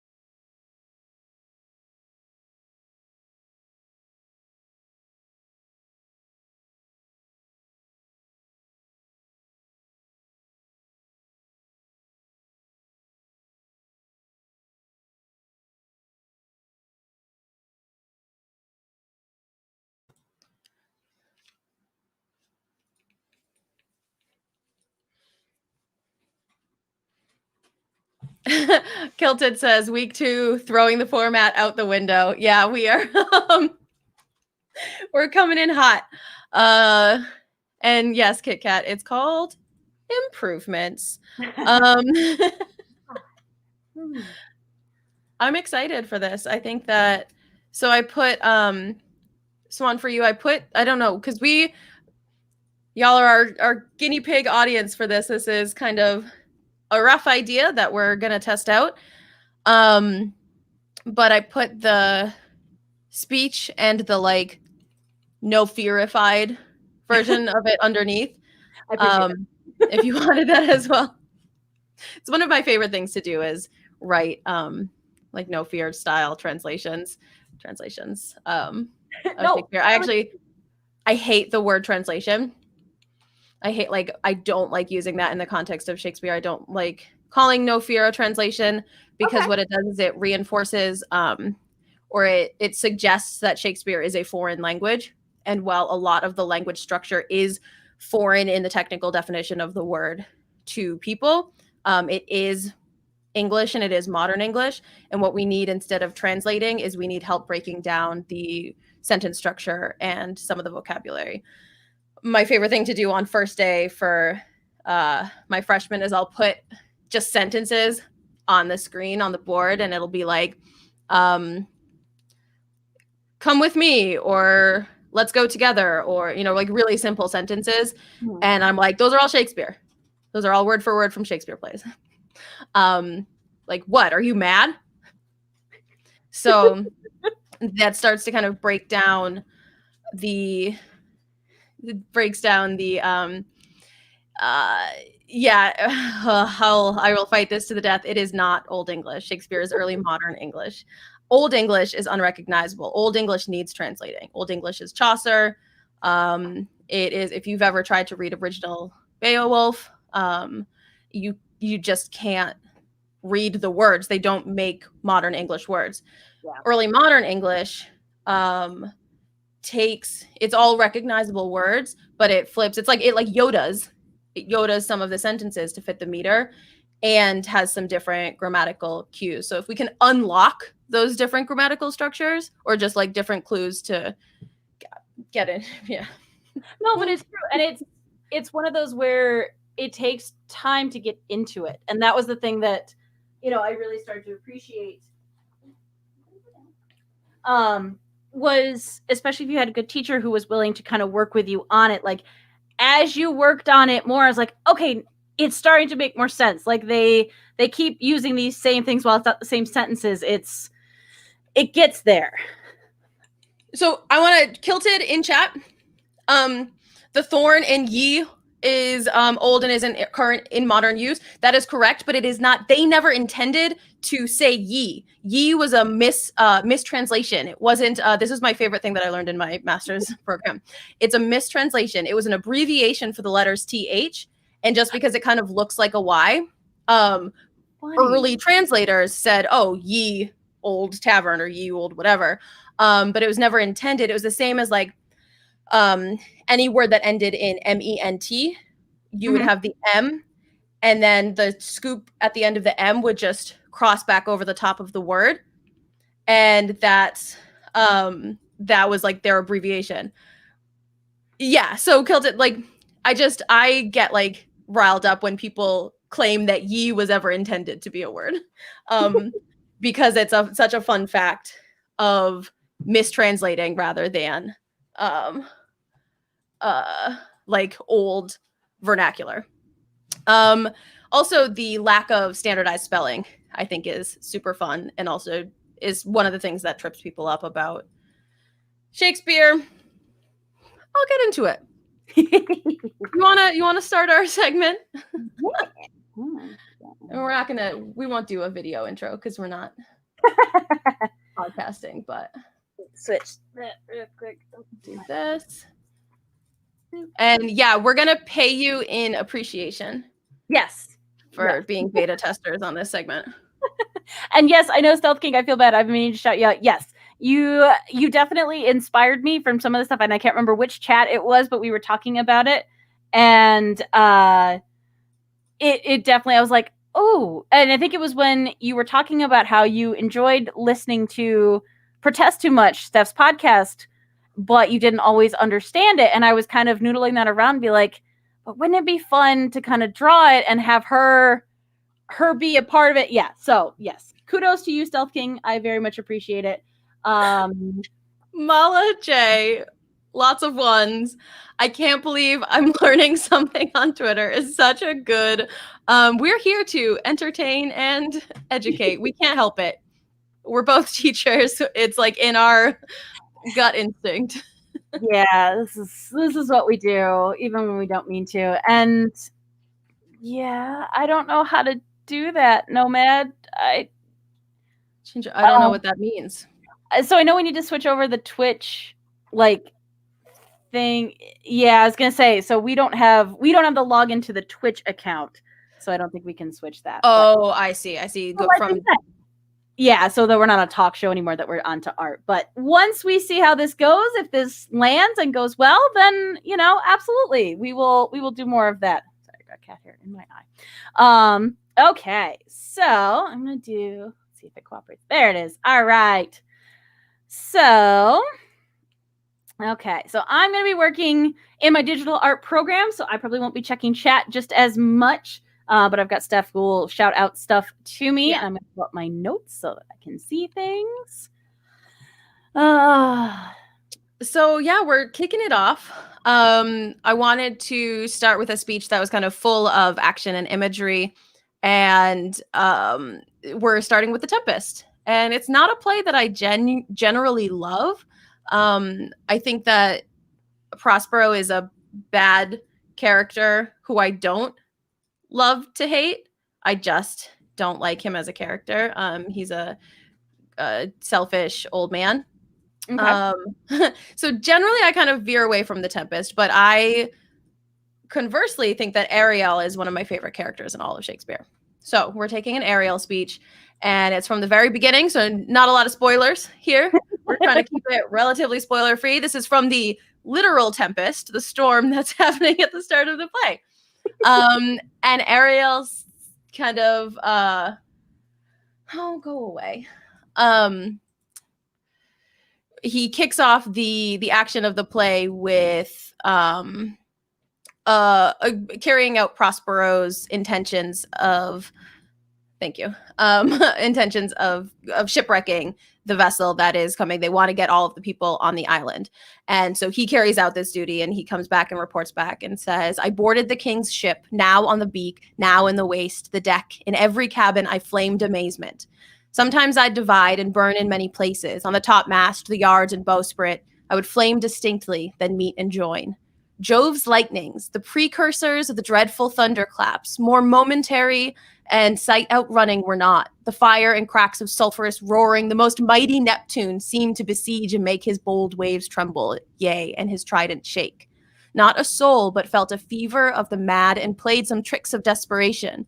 All but mariners plunged in the foaming brine and quit the vessel. Then all afire with me, the king's son Ferdinand, with hair upstaring, then like reeds, not hair, was the first man that leapt and cried, Hell is empty, and all the devils are here.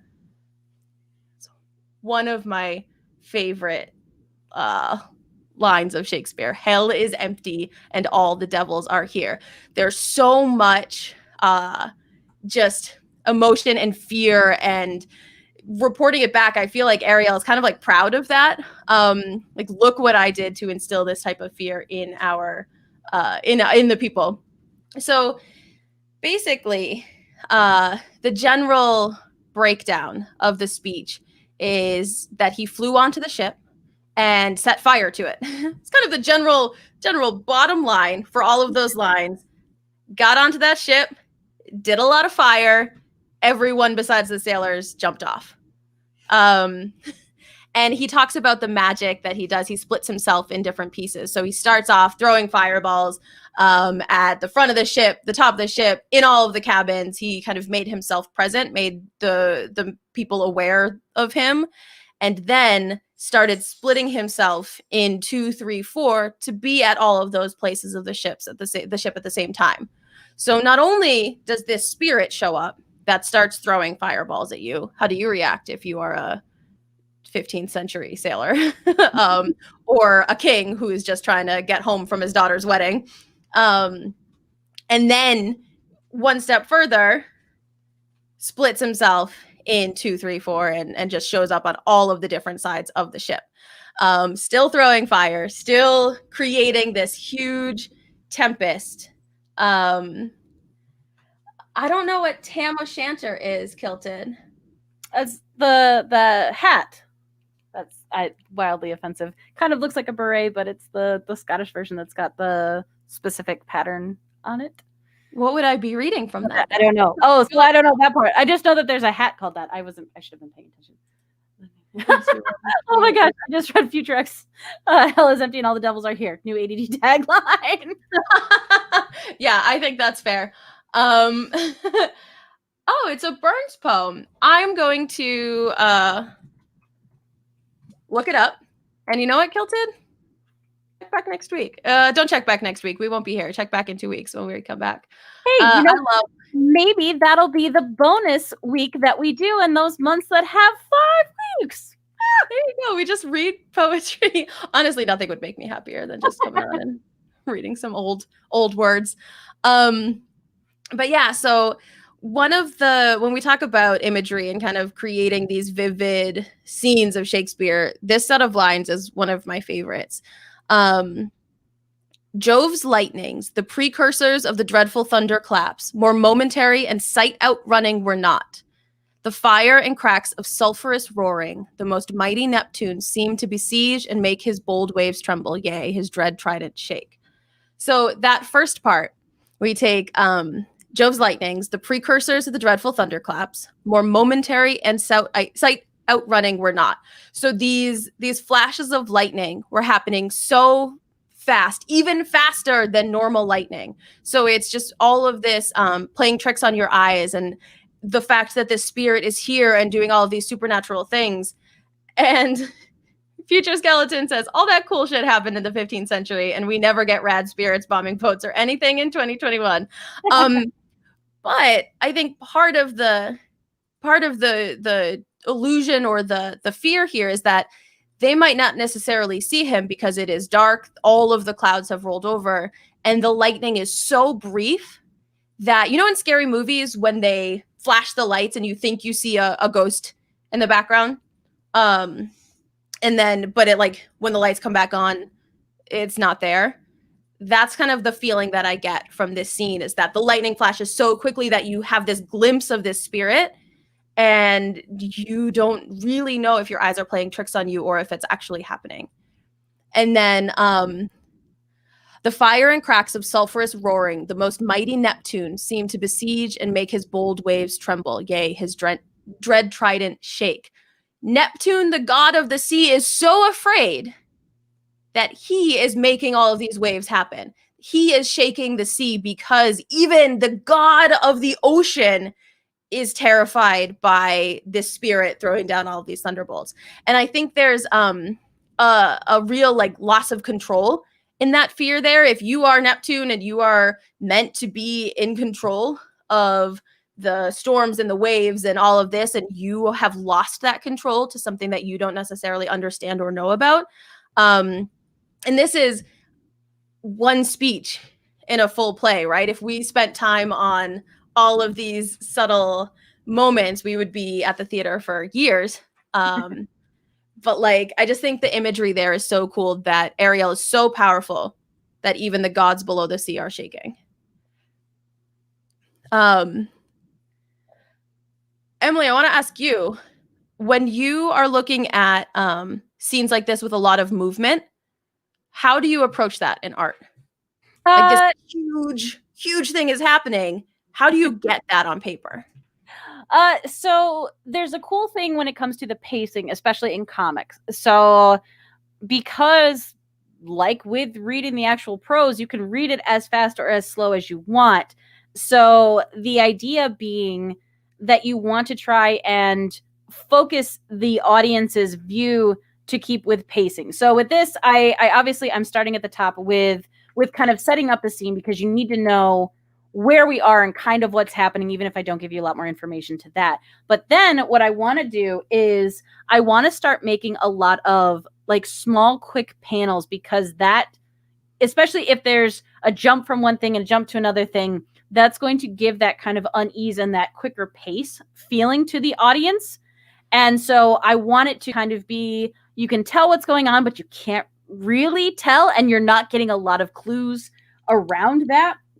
So I definitely want to, I want to have these flashes of moment. And again, like, when you're talking about how quick the flashes are, that's not something that I can represent because it is a static medium. So I need to make sure that I'm giving you that kind of off-kilter, unsettled feel with either how quickly or how many panels I'm doing, or just the muddled nature of what you can see.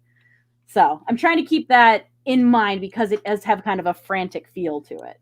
That's really cool. So you only get those that ghost in the corner. You don't you can't capture that. But the faster the panels are, or the faster the panels change, I guess, is how you create that movement. Yeah, and to kind of jump to one thing, to the next thing, to the next thing. And because we are being introduced to this, and we'll say, so if you're just watching me draw, I haven't described any of these characters. They don't have any specific facial features. So you're kind of just like, well, who am I following now? And, like, I can tell, like, one of these people is the aggressor and one of them isn't, from body language, but that's all you're getting. And I'm trying to really amp that up so that you're getting that feel from the characters and their poses. So that's really interesting. I have, like, two things to piggyback off of on that. On stage in a Shakespeare show, the scene that we get that starts this play, is all of the sailors, and it is during this tempest, and it is, while their ship is being attacked, and it's all like the captain being like, oh shit, tail the topmast, bosun, do your thing. And they're all like, oh my God. And then all of the royals are like, what's happening? And they're like, just get the hell below decks. Go to your home. This is our thing. You might rule us on land, but you have no business being here. So you don't know who status is so important in Shakespeare. Your lords, your kings, your rulers are so important, and everyone is striving for that level of power. And then in the beginning of this play, when you don't know who anyone is, let's say you're going into the Tempest, totally blank page, you don't know anyone, you're going to assume that these characters who show up in the first scene and the last scene and never in the middle, the bosun, the captain, the sailors, they have the power. They are in charge. The king has no power here. So like what you say when you see who's the aggressor and who is afraid, who has the power in that scene visually, even if they don't have facial expressions, you know how to create that visually. It's the same on stage, that you don't have character names under your actors. They don't walk around with their character name like on their hat. I think it'd be a lot easier for some people if they did, but part of directing is making exactly what you just said clear. Who has the power in the scene, who is doing the action, and who is the action being done to. And so that's a cool thing that kind of translates really well to stage without that kind of text medium. And then the second thing I wanted to call out there is that it is exactly the opposite in Shakespeare to create movement than in comics, apparently. Because to create a sense of urgency, your lines get longer, or your sentences get longer. And the best piece of advice I have for reading Shakespeare is always look for the sentences. My master's program was a lot about editing Shakespeare and like how to create a new edition from a blank slate. And the first thing you do is you take out all of the punctuation, because so much of the punctuation was like, hey, we ran out of colons for this line of, because it's all printing press, so we ran out. We don't have any more little metal colons. You want to just throw a period in there? Just make it a full stop? Or like, oh, we ran out of full stops. It's just gonna be a comma here. We're just gonna end this line with a comma. It doesn't mean anything. It's not like, it has no grammatical significance. It has no significance. So you take all of the punctuation out, and then you read it from scratch, and you add the punctuation in. So a lot of that work when you get modern editions has been done for you, so you can trust it a little bit more.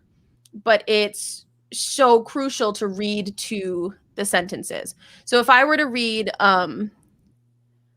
let's see. I boarded the king's ship. If I were to read it line by line, I boarded the king's ship, now on the beak. Now in the waist, the deck, in every cabin. I flamed amazement, sometime I'd divide, and burn in many places. Or on the topmast, to finish that. But it kind of like doesn't really make sense grammatically. Mm-hmm. Thanks, Imaginary Nomad. And thanks y'all in chat for being into this. Yeah, awesome. I do think a lot, like what Elle Hanley says, if Shakespeare was illustrated, it would have been a game changer. There are some really great Shakespeare comics out there, and I absolutely encourage. I know there are a lot of Shakespeare purists, but I defy them and I hate them because he's been dead for 450 years. We don't need to like revel in the beauty of his words. We can, and we can make them accessible to a more modern audience and make them visually pleasing. I think there's so much that we can do to Shakespeare to make it more accessible. And part of that is reading sentences. So I boarded the king's ship, now on the beak, now in the waist, the deck, in every cabin. I flamed amazement, sometimes I divide.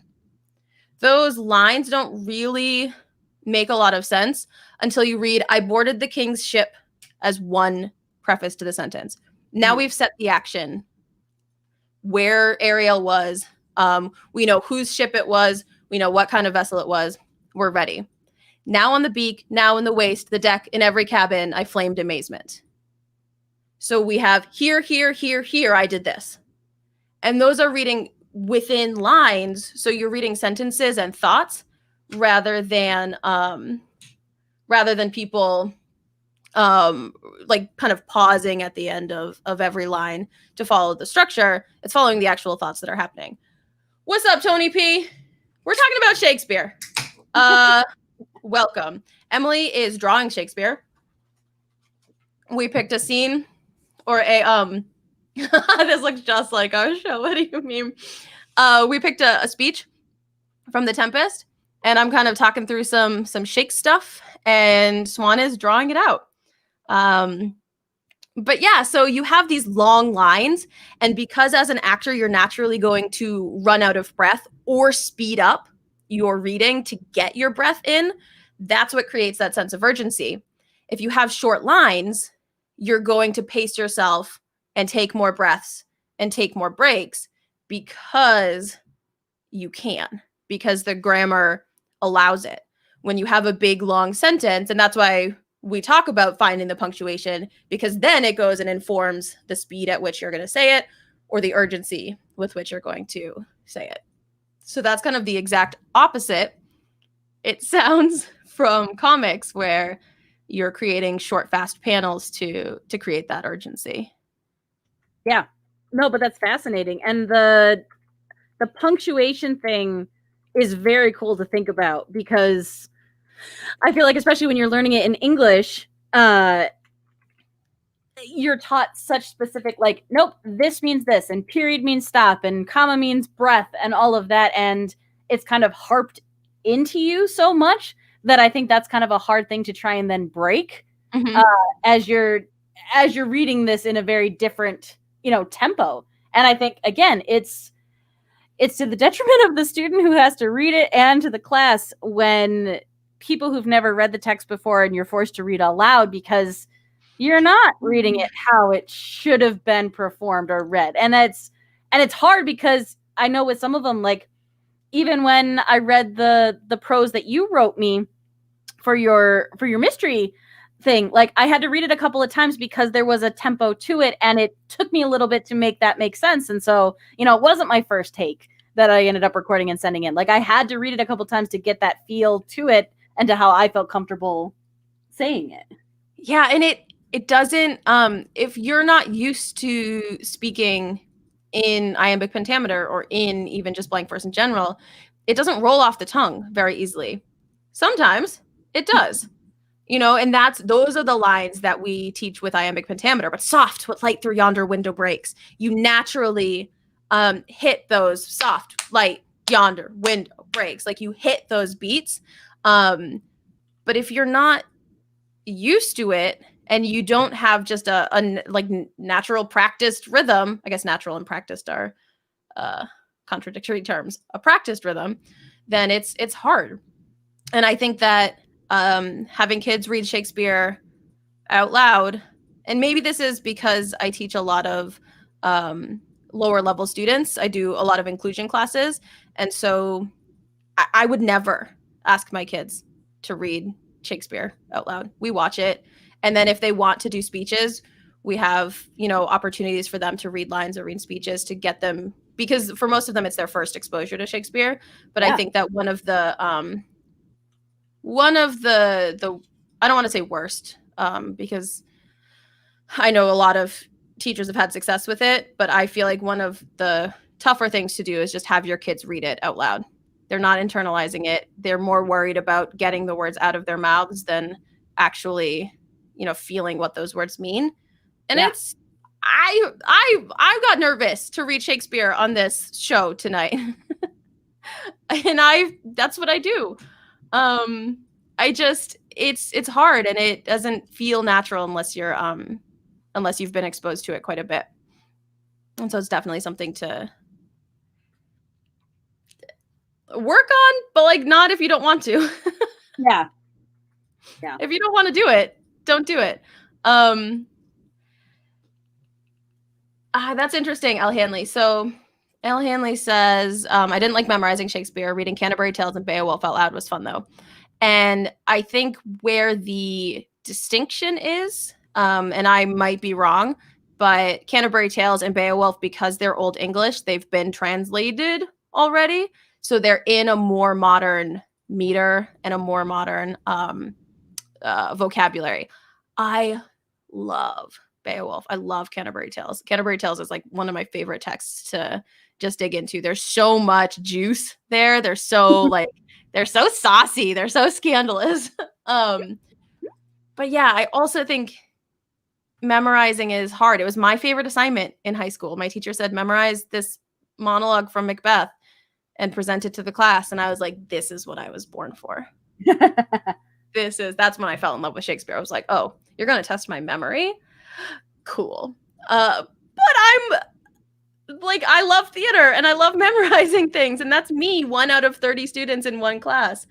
And it's such a hard expectation for a lot of students that I think for extra credit and stuff, it's really fun to throw those different projects and opportunities in there, especially now when we have so much video software available for students that they can film themselves doing it. There are a lot of benefits of getting it out of your mouth, but I think that watching performance and seeing it, so seeing comics or seeing films or seeing these characters on stage helps open up a lot of that understanding. Oh, that's cool. You had to write your own modern Canterbury Tale. I want to hear what yours was about. And then you saw Beowulf performed in Atlanta. That's awesome. What a cool experience. Getting to, especially Beowulf is not commonly performed.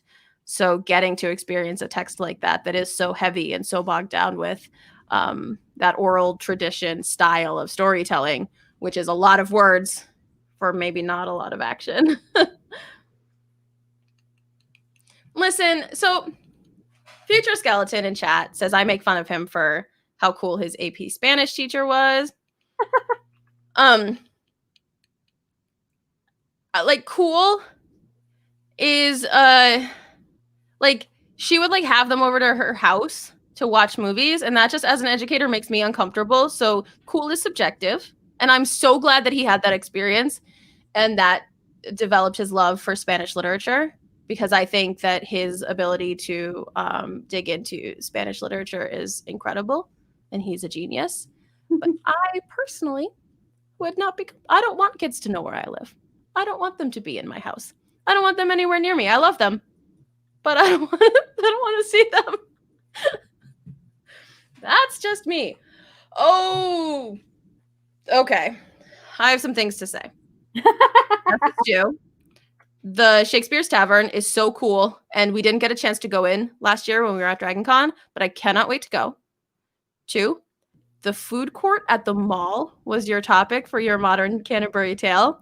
I need to know more, because what a place of action. There's so much happening, and I think that that as kind of a modern pilgrimage, so many people of so many different backgrounds and goals and personalities all mingling in one place together for the same purpose of like eating is such a cool, that's brilliant. That is inspired and brilliant, and I absolutely need to know more. Stealth King says, I've only seen Of Mice and Men. Do you mean the Gary Sinise movie? Because that's cool. I hate John Steinbeck. I hate John Steinbeck so much that I wrote a short story, a post-apocalyptic short story about a girl who made a time machine because she figured out the exact moment in history when all hope for the future was shattered. And she goes back in time with the intent of killing John Steinbeck before he can write the ending to Of Mice and Men. So that's the level with which I hate John Steinbeck. I am so glad that you got to see the play and that you got to experience that. That's super cool. A lot of my students love Of Mice and Men, and I will say it's a very realistic depiction of the inability to reach the American dream. I just prefer Gatsby as the expression of the inability to reach the American dream, because it has 1,000 times more champagne. So actually, Ace Fury, if you look it up, John Steinbeck like literally looks like the devil. Like, he looks like, if you imagine the devil in your mind, Mike is so embarrassed of me right now. His head is literally in his hand. John Steinbeck like looks like a depiction of like Satan. So oh man, Elle Hanley. Yeah, I think that's a really inspired choice. Thank you, Ace Furry. You can't see it. I'm glad. You know what? Somehow we have more viewers now talking about talking about time travel and John Steinbeck than Shakespeare. Wild. But to bring it back, Emily, what is happening here? And can you tell me, because and this is a super, this is going to show you how little I read comics, and I do want to read more of them. But on that left-hand side, do you read down 1, 2, 3 first before going right? So that's actually a really, really cool thing. And it's a great question, because the idea being, so let me roll back. So depending on whether if you're reading traditional, we'll say American comic books, or if you're reading something out of Japan, which is manga, or Korea, China, the like. So obviously the way that they read their text is different. So there are some where if you're reading ones that have been adapted, then they will keep the panel layout the same, but they will switch up the text. So you're still reading it the way that we read, left to right, up to down, but you're reading it kind of backwards. So all of that. So there is a traditional flow to it. But what's important, and what is something that I think about when I'm creating, is that if I was someone who had never read comics before, would I be able to figure out what was going on even if I didn't know the right way to read it? So there's something very specific with how you lay out your panels that should bring your eye through the page. And there's something here. I'll draw it on a separate layer because that's kind of a cool thing. Of course, I made a new layer and I can't figure out. There it is. All right, so I'm going to do it in a different color. And since it's red, it seems appropriate. So because we read, left to right, up to down, there's this kind of like reverse S that you think about when you're creating a page, where you kind of want the eye to be drawn through here. And because you end at the bottom of the page here, and that's where the person is going to pick it up and turn the page, you need to make sure that you're pushing the eye in this direction and not leaving them hanging over here with the final bit of your page, because that's not going to make them want to come to this side and then turn the page. So there really is, obviously you can get into like the golden spiral thing and Fibonacci sequence and all of that. And I'm trying to very purposely draw your eye in a specific way down the page as I'm doing it. So my hope is that even if you're reading this panel, then this panel, then this panel, and then kind of jumping over, that works. But also that if you did read it, this one and then this one, I'm trying to get it to all build up to, I'm getting so many layers now, but I'm trying to get it to build up to like this moment. And I'm even debating if I want to then have another one that is, we'll say, like a zoomed in shot of what's happening here to really hit that moment. So as you were reading it to me, what stuck out to me was this moment of terror and fear, and honestly, the sentence that you loved so much. I want to hit that. I want to have essentially, a sailor being here and reaching up to Ariel and saying this and having the look on his face of honestly exactly what we're talking about, that evil of, I'm unconcerned with what's happening to you here. So I want that in any of these moments, I've got, one character that's obviously in control of the situation and looming over another character, and the fear of these guys and the uncertainty. And then when you finally get, his frantic movement stopping, you're just getting one cold look back at these characters who are scared, and you get nothing from him. So, okay. So I have one more technical question from that. And then I'm going to geek out. On that, if you were to do a zoomed in close up in that bottom panel, would you purposefully put his like eyes or wherever his face is on the right hand side of the page? Or like, because you, like you said, you want to draw the reader over, like, is that something that you wouldn't want to put his face on the left hand side, because then it would be more blank space on the right?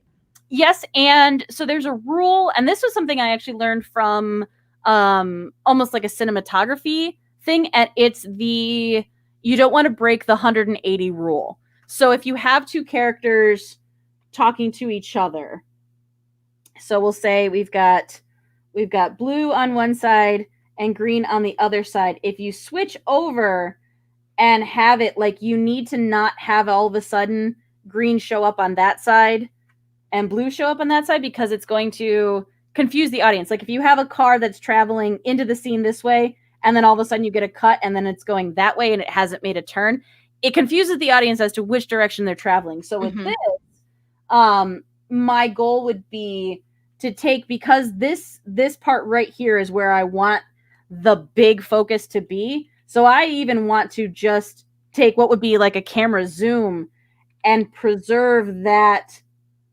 layout. Okay. Because then, and again, because you do have all of this empty space here to kind of slow it down. There it is. That's the slow down. So we've had all these quick panels and this quick movement, and now all of a sudden we've just got one slow thing where the only thing that's happening in that is the zoom in on this character from this scene here, where you're getting, we'll say, I don't want to say resolution, but kind of for this setup, you're getting resolution. You're getting the first pause that you've had this whole page. Yeah, and that's because in the speech, that's the focus line. It's everything leading up to that is setup. And this is like, if you think of it like a joke, the whole first, I don't know, 12 lines. I don't know how many lines it is. And this is actually two speeches put together, and I put them together because I wanted to have the hell is empty and I wanted to have the visual of the fire. So Prospero has a line in the middle and he's like, oh, that's cool. Good job. And he's like, yeah, I'm super cool. So that is the button. That's the button on the scene. It's the punchline of the joke. And so having that as a longer panel at the end to let that moment sit, because as an actor, you should like let that moment kind of have a little bit of breath.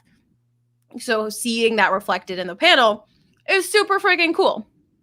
That is really cool. And it's exciting for me. So this is cool. So I'll give you a behind my brain of it. So Steph sent me the words that she was going to read, and I read them, but I only read them quickly because I didn't want to spend too much time on it. What I wanted to hear was you saying it to me and the tone and the pace that you did it, and to just kind of draw what I was then inspired by that. And because you did subconsciously and I think consciously build up to that line, that told me in my brain, this is important. This is a big thing. And this is a pivotal moment of this scene.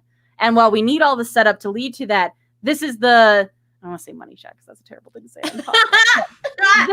That's the one. There's the hit. There's the hard hit that we built up to get to it. And that's great. Like, you're looking for those hard moments. And if you can build up to them and make them hit even harder, then that feels great. It feels great as a reader, and it feels great as an artist to kind of get like lead up and to all of a sudden have that payoff and have it feel good at the end of a page. Yeah, that's super cool. So the other thing I wanted to geek out about is, so when we talked about it, Swan had said this is that she wanted to have less context, or to approach it without context, so that her interpretation landed on the page more unbiased with like my context. And I think that's really cool, because Ariel is one of the kindest, sweetest, most gentle characters in all of Shakespeare. And happens to have probably the most power out of any of them. So Ariel is in service of Prospero. He is Prospero's servant, and he is fulfilling, contract after contract, essentially, to buy his freedom. And this is one of the things that Ariel does at the start of the play, and it's the first introduction we get. These are Ariel's first lines, I think, or some of Ariel's very first lines aboard of the Kingship. And to not have the context of who that is as a character is absolutely this interpretation of this like demonic monster throwing fireballs at a ship, like putting people's lives in danger and setting a ship on fire. Later on in the scene, we understand that all of the mariners have been taken care of. They've been put to a gentle sleep in the ship. The ship has been repaired. It's hiding in a dock, or like a little like cave. What do you call a water cave on an island? Inlet? Yeah, like an inlet. So they're all safe. They are all well taken care of. And all of the royal characters have been scattered. Grotto, thank you. Have all been, I should have known that because of The Little Mermaid. I was going to say literally Ariel's grotto, but I only have too much brain. That's why we're happy you're here, chat. Right. That's what we need you for. So they, all of the other characters have been scattered across the island purposefully to enact this plan of revenge and reconciliation by Prospero. And throughout the play, you see Ariel's gentleness and his begging for his freedom all the way through, starting in this first scene. So while you have interpret him as this cold demonic monster, based on the lines I gave you, yes, absolutely. He is proud of what he's done. He is bragging. He is like super excited about, this is what I did. I was here. I was there. I was throwing fire. They were all so scared. I made the god of the ocean afraid. And then that ending of hell is empty and all the devils are here, and reveling in that moment is so contrary to who Ariel becomes or who he is, that we get to see more of throughout this scene and throughout the play. One of my favorite lines of Shakespeare, Ariel has some of my favorite lines in the entire canon. And at the end, spoilers, Prospero is deciding whether to forgive his brother who took over his throne and did all of these evil things, yada, yada, yada, Shakespeare, treason, treachery, feuding. And he's like, I don't know if I can do that. I don't know if emotions can sway that way. Like, I don't know if emotions can do that or whatever. And Ariel says, mine were if I were human. Mine would if I were human. And it's this sweet, gentle moment that he understands human nature and the arc of forgiveness so much deeper than this ding-dong Prospero could ever hope to. Have I mentioned I don't like Prospero? But because I know that about the character, I tend to interpret this opening scene very, very differently. And so it's so cool to get to see this like really dark. It's dark, and it's, he says it's so dark that the lightning flashes are the tiniest blip in sight, but like seeing it on the page as this like black and white, stormy, really just demonic scene is so cool for me, who's never seen the scene like that. Like, I've never pictured it in that way. And it's like geeking me out. Well, I'm glad. That makes me happy. But I also think, again, this even talks back to what we talked about with powerful characters, and you get his, I don't want to say redemption necessarily, but you get growth, and you get growth from that. So again, in a visual medium, if this is how you're introducing a character, the audience is already inclined to dislike them because they are the agent of chaos on this page.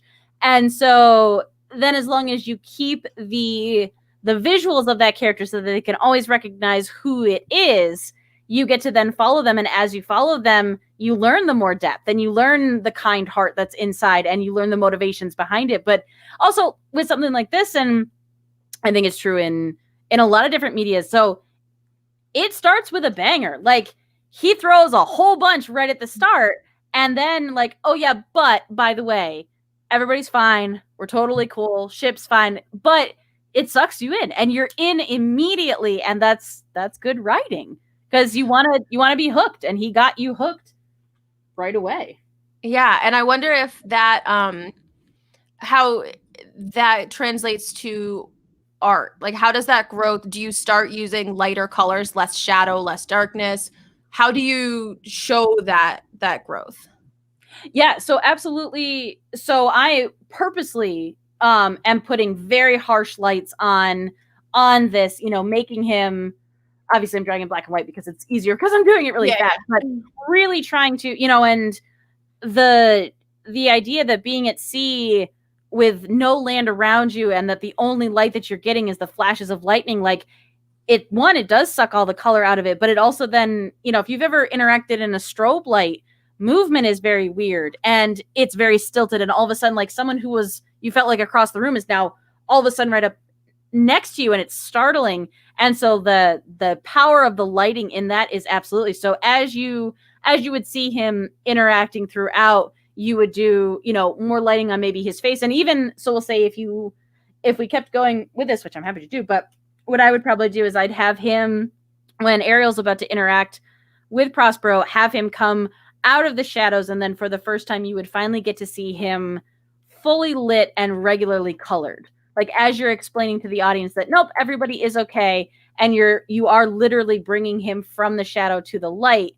And then as you start to see it, and for me, something that I absolutely love about making comics is drawing facial expressions and is drawing emotion. So, obviously before I would get started with this, I would have a model sheet for the character, and we'll say, when he's first, essentially the god of chaos and terror, you're really hitting hard on the eyebrows and the sunkenness of his eyes and harsh shadows and all of that. But then, so as you get to see him later, and especially too, like how he's kind of got his head tilted down and you're looking up from underneath your eyebrows.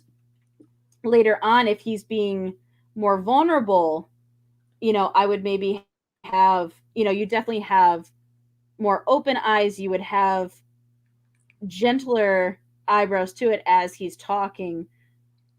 And even, obviously, this is super, super sketchy, but I would change, so this one, I've got, the hulking presence, the hunched over shoulders, whereas this one, you could have them much less imposing. You're going to have him be much more matter of fact,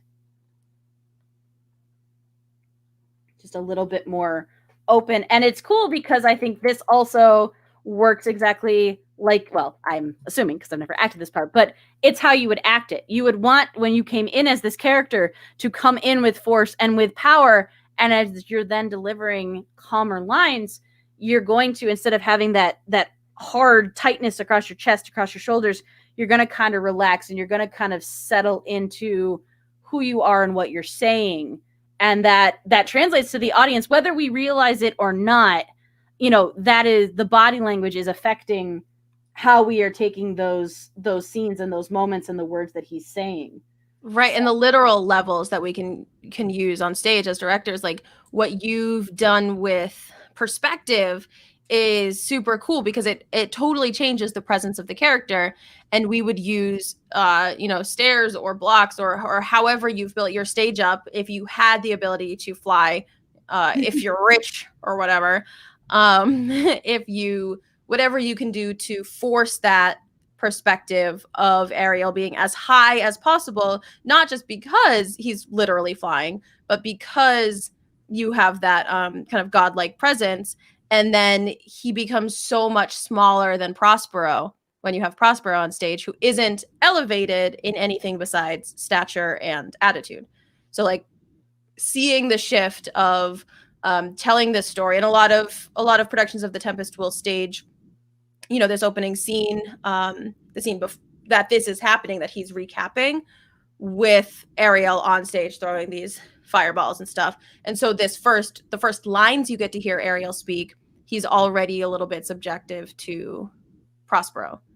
And I think that's a really cool, I don't think I actively think about how similar a comic and staging a theater production are.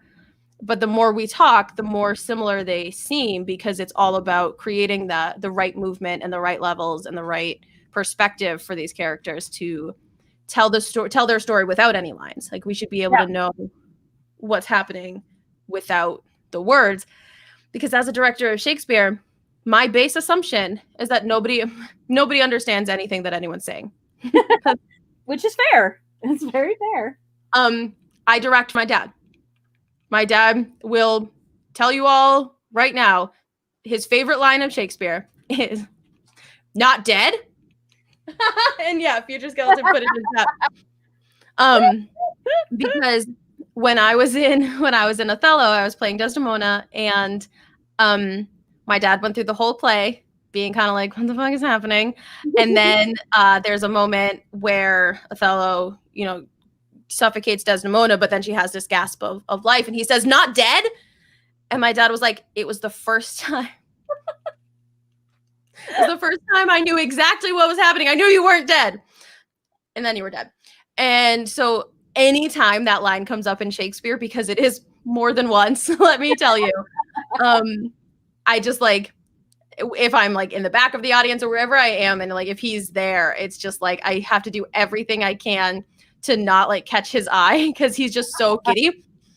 I was in Macbeth, and there's a "not dead" at the end of Macbeth, and our director was sitting in the audience, and I was talking to her after. I was like, yeah, like that's my dad's favorite line, and like I had to actively not look up where I knew he was sitting during that. And she's like, I was sitting next to someone who like yelled "not dead" after the actors said it. I was like, that's 100% my dad. Like absolutely would have been wildly giddy about hearing that.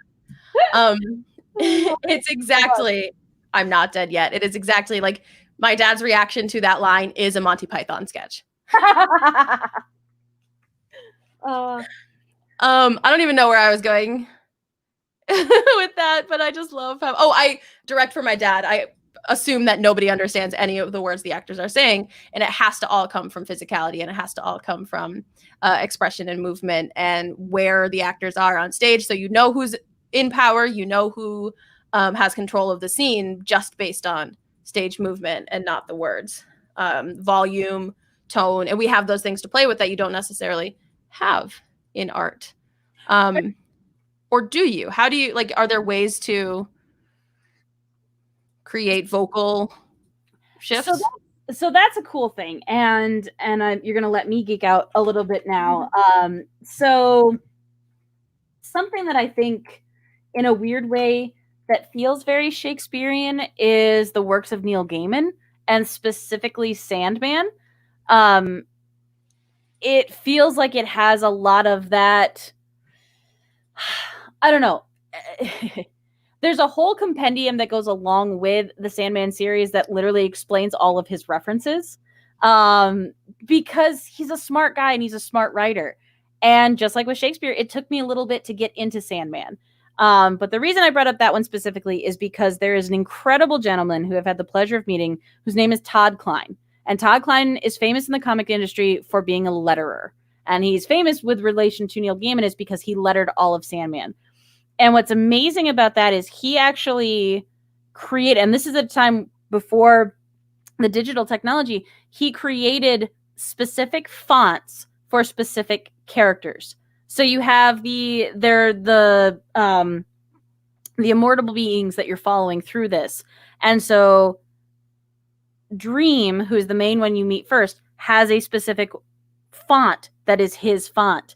And when other things happen, they have a specific font. And even just with those fonts, they convey different emotions, feeling, and you have obviously the option of, the sound effect one. So, if I was more confident with it, I would probably put in, a huge, like, well, it's in the wrong color, but like crack or crash that happened through this, probably in one of the upper parts, because that would indicate that big. And if it's big and if it's crowding the page or the panel, you feel that. So you feel like the text is taking up more space than it should. So it feels big.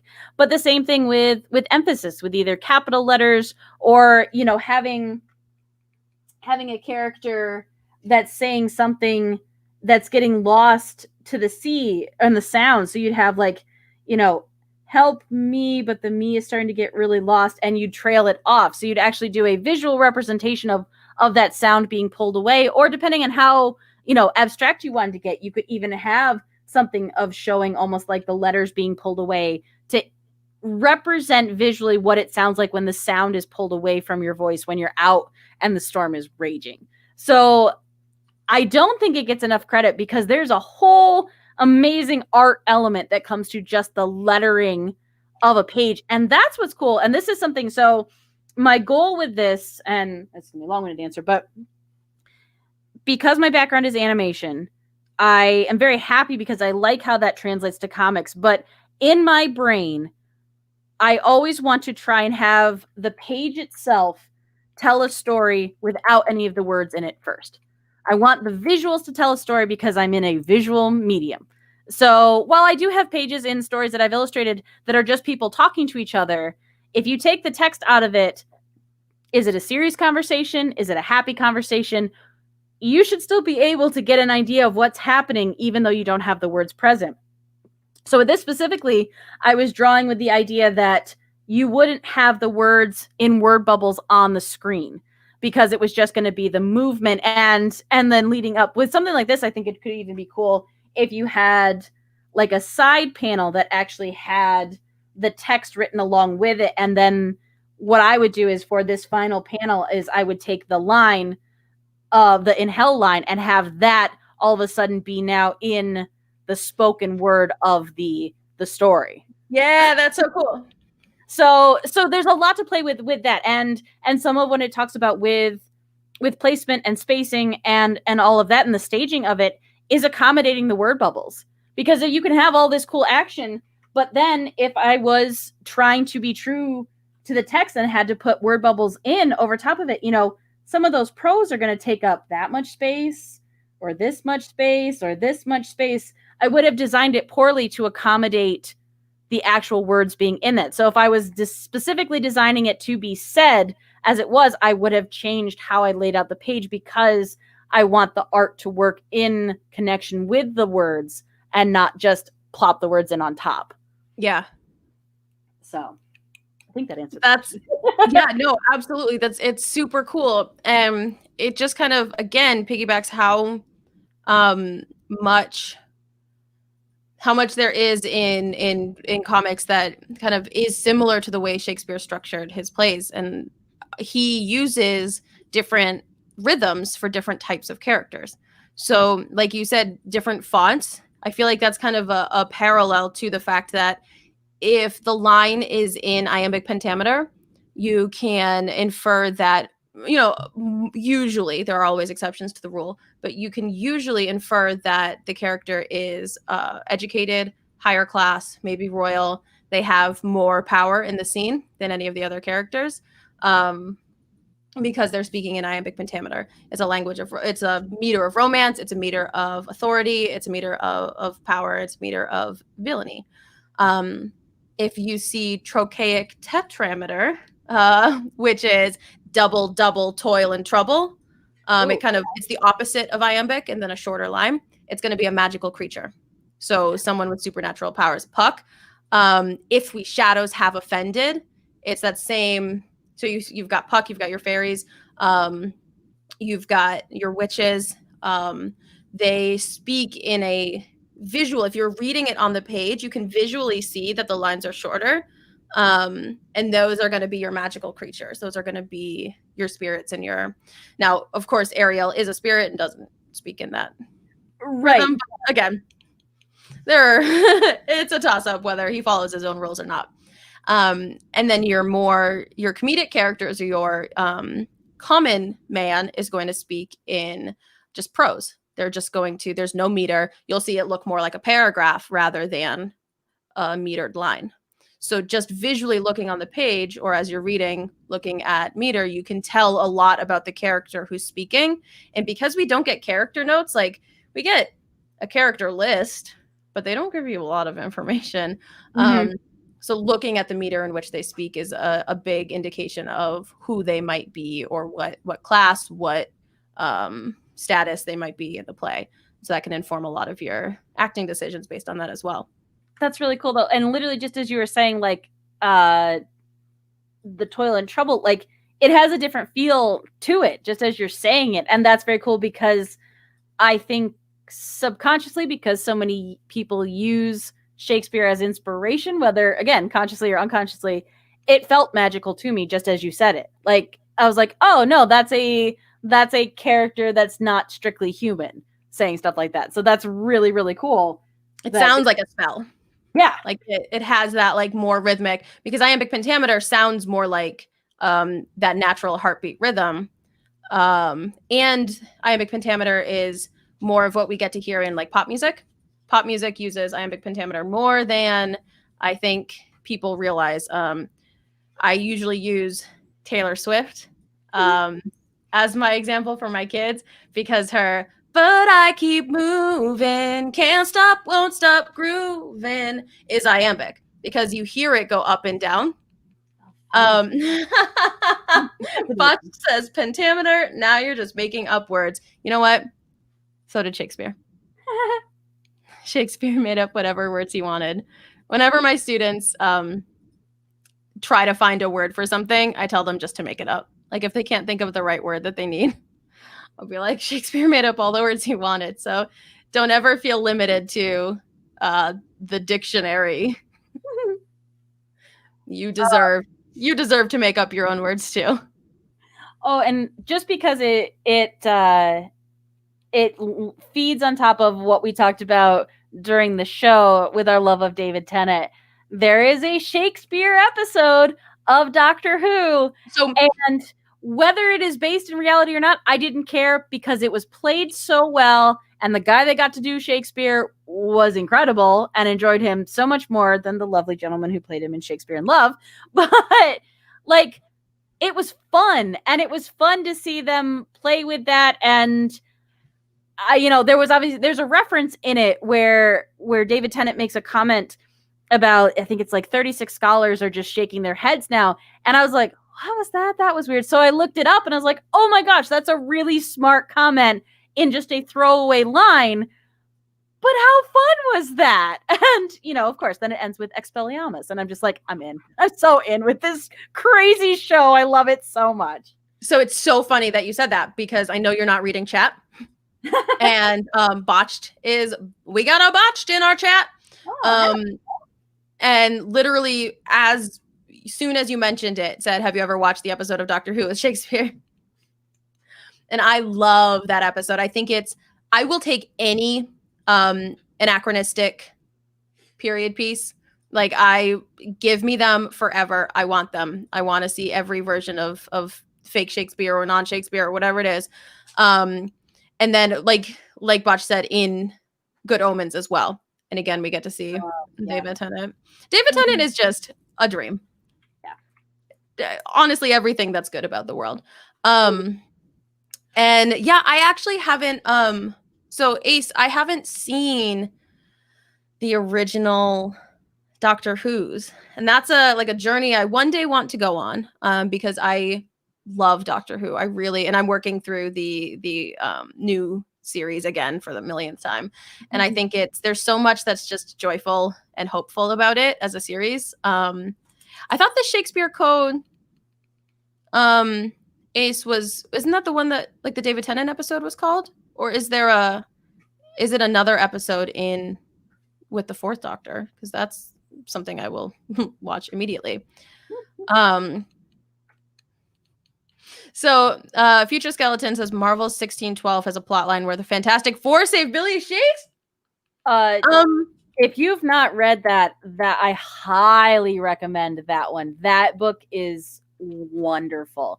And if you know a lot about Marvel, that's great, because there's payoffs for that. If you don't, it's still a great story. Oh, so, no. Did you? When? Oh, no.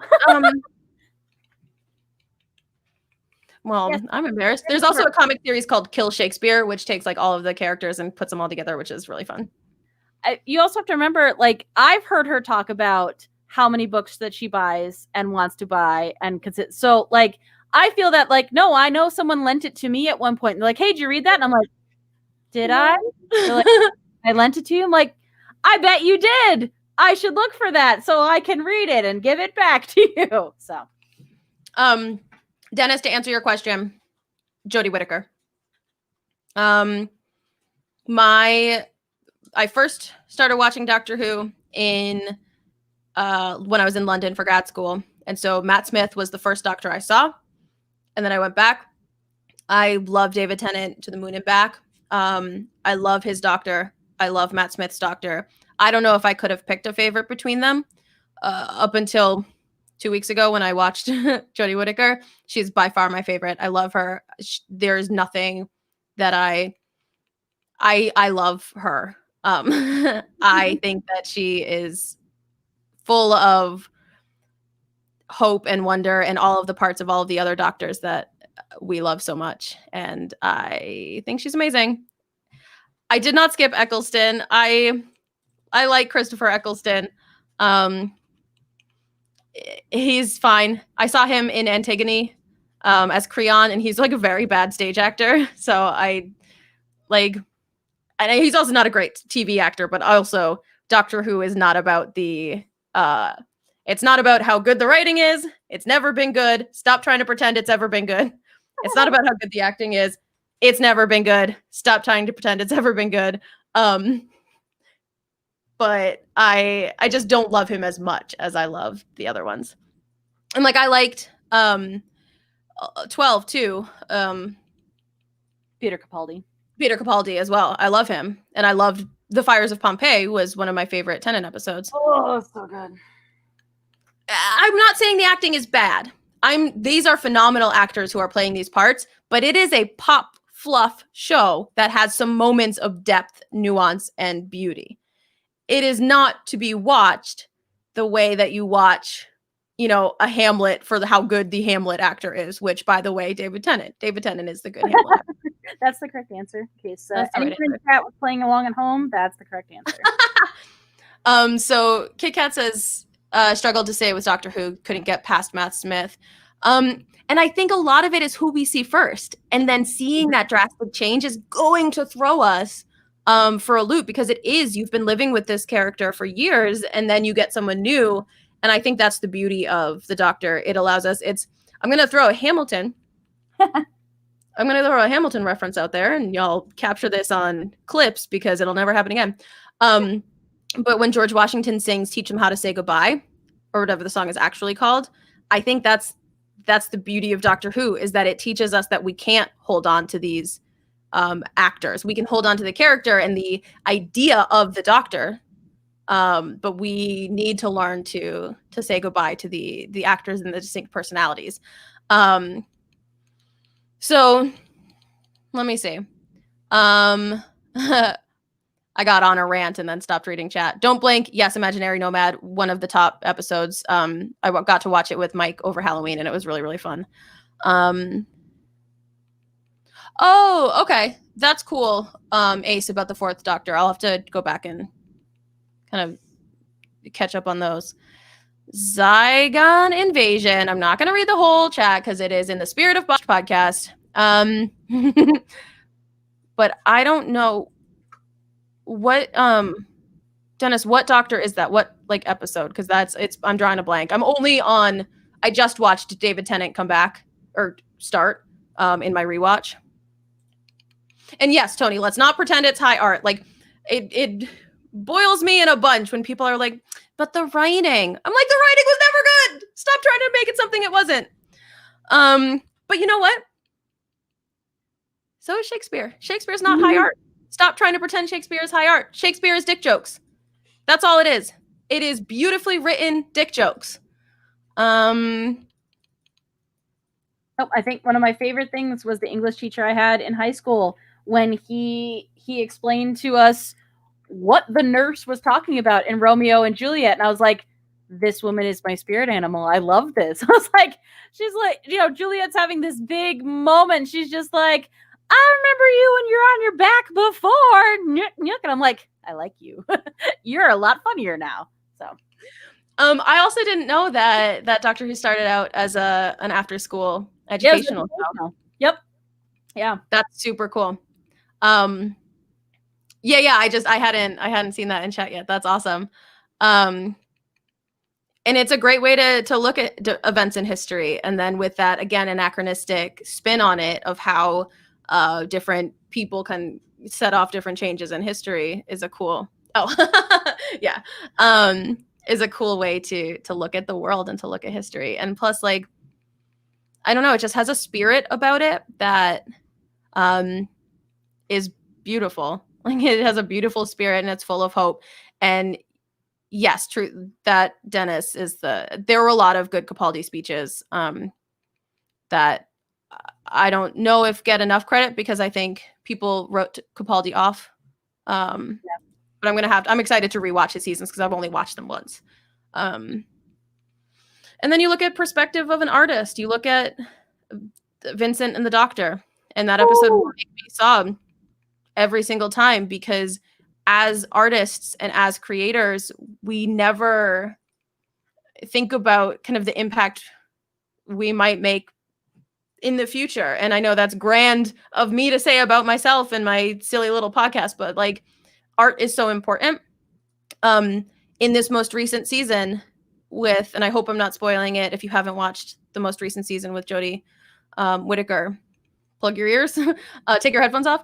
But when she decides to save Shelley's life over preventing the cyber war, and she says, words matter, words are important, and words change people's lives. Like, it's such a, like, I don't know. It hits in a way, like, as an artist, that feels like that's the reason I keep coming back to it, even though it is a fun puff piece. Yeah, and I think that's fair, Dennis. Showrunner is a huge part of it, and understanding the relationship with the companions as well.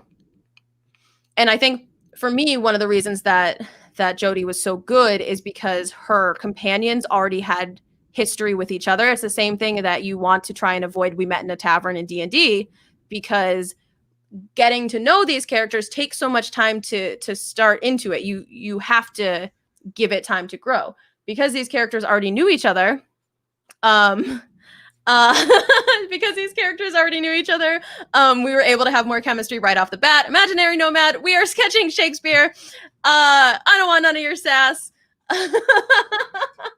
It's sketching Doctor Who. That's going to be our next time. I'm going to bring Doctor Who monologue, and you're going to sketch that. Oh no, what will I do? So I mean, it looks like it's so, the panel is, I guess, getting back to Shakespeare. It's so dark and it's so ominous, and because The Tempest is a comedy, I didn't expect it. Like, I chose a violent scene, but I still didn't expect it to be this dark and ominous, and it's so cool. Hey. And that close up on the fear. Tell me, on Ariel's shirt, or I guess like clothes, those lines, is it like just pen stroke, or was there an intention as far as the texture on it? Like this part right here? Nope, on the bottom panel. On the bottom panel? Don't help, Clip Studio. So some of that is just pen stroke, but I also wanted to keep the ethereal, there's the word, nature to it. So I don't want him to be as grounded, as hard edge, as in costume as maybe the sailors are. And obviously I'm still working very, very sketchy, but you know, like in this scene where, you know, I gave him a hat and you can clearly see facial expressions. Like, I wanted the fluidity and that ethereal part of it to keep with this character, to really separate him from the human characters. Okay, so I'm going to I think I don't know if I can share my screen, but I want to share and still have you on here. Okay, so this is how are we doing this? There we go. Oh, know what I'm doing. This is Colin Morgan, who's famously he's Merlin in that BBC show. Oh, okay. I was like, out there. But they styled him with feathers, so his whole like neck down is feathered. And when I was looking at your, there we go. I'm learning StreamYard. When I was looking at your drawing of it, that's immediately what I read on your. Oh, that's great. Was feathers. And I think it's because that's the picture that I have in my mind of Ariel. Yeah. The strokes are very similar. It was like a really cool, like just kind of fortuitous, very happy accident in that, but it works. And I'm betting at least some of that with the costuming is meant to give him, even when he's maybe not moving, the costume moves because it's got so many pieces to it that, it would give it movement and flow. Like you look at like flapper dresses where they've got all those fringe layers that all you have to do is move a little bit and then you get this waving pattern happening throughout it. So it wouldn't surprise me if that was a conscious effort to be like, no, this will also not just separate him visually, but it will give him movement even when he is just speaking. Not just speaking, but when he is speaking, his character is kind of undulating. We'll say, which is such a weird word, but no, that's super cool though. I love that, and I love the movement it gives because it is something that's a little bit different from the flat, kind of just shadowy bits of the other characters in the scene. That's so cool. So we have an Instagram. We do. That we we'll put this on, I think, Emily. Yeah. If you're cool with that. But I feel like we're in a wrap-up space. Yeah, I'm happy with it. Again, obviously I wouldn't count this as a quote unquote, this is my finished piece, but what, for an hour, 45 minutes when we went? Yeah. Like, it's so cool. That was a lot of fun. It's just to see the movement in it and to be able to see the scene, because that's exactly like that's the speech. It's on paper. That's a visual representation of the speech, and it's so powerful. And it's so like, even for, as you say, like rough sketch, although it's so much more than that. It's the movement in the first panel is like, so, and then to have just the flat black of the last panel with just that little bit of fire behind him is such a cool journey through the page. And the goal, so just, stepping back and obviously looking at the whole thing, my push as an artist is to drive you and to make you want to get to that final panel. And the cool thing, obviously motion comics change them a little bit, but when you flip open a comic page, you can see everything. You can see top to bottom what's going to happen in that scene. So that has to be a part of it. Like it's why there's a beautiful thing about, if you're utilizing a print medium, if you have, your first page is just one page, then you're flipping, you're going to have two pages side by side. If you want to set up a reveal that the audience isn't going to see until they flip the page, you need to think about where that reveal is going to come. And so, the same thing with knowing that my audience is going to see my whole first page. How do I want that to speak to them? And what do I want it to say? And, what do I want to focus them in on? And yeah, and it's funny because some of it is still, because I've done it a lot, some of it is kind of second nature and subconscious. So it's fun for me to actually walk through like, okay, so why did I do that? I could see it in my head, but why? What was the thinking behind it? And even what's fun is with a lot of these, especially if you're working in a collaborative sense, you can show thumbnails. You could show, I would show you this idea and we could talk through and be like, oh, by the way, this is something we need to get in there. And then we could add to it and tweak it and make it better. Just I like collaborating, but it's you're actually getting my whole thought process into why I'm structuring things this way and why I'm focusing on what I'm focusing on. So. Yeah, it's cool. It's rad as hell. This is so fun. This is so much fun. Yeah, thank you guys for sticking around. It was awesome to have everyone here and to be able to like see, you know, your thoughts and your experiences, and then also your, you know, trains of thought passersby. Yes. I think that we're gonna hopefully try to do this again. Yeah. I loved it. Hey, good. That was awesome. Oh, well, yay. Hell yeah. Thank you. So I do want to be able to like save it to, awesome. Yeah. Thanks, Ace. Thanks, L. Hanley. I feel like if you give the two of us the space to nerd out about the things that we like so clearly have devoted all of our mental space to for so many years. Sometimes it's like, I'm like, okay, scale it back. Next week I'm gonna have I'm gonna have my whiteboard out and I'm gonna be drawing a meter out on my board. But thank you all so much for sticking around. Thanks for being here. Make sure to check out The Boys on Wednesday. I know most of you do, but we've got some, I think, new names to me. Yeah. So come back on Wednesday at 8 for less Shakespeare, but more boys.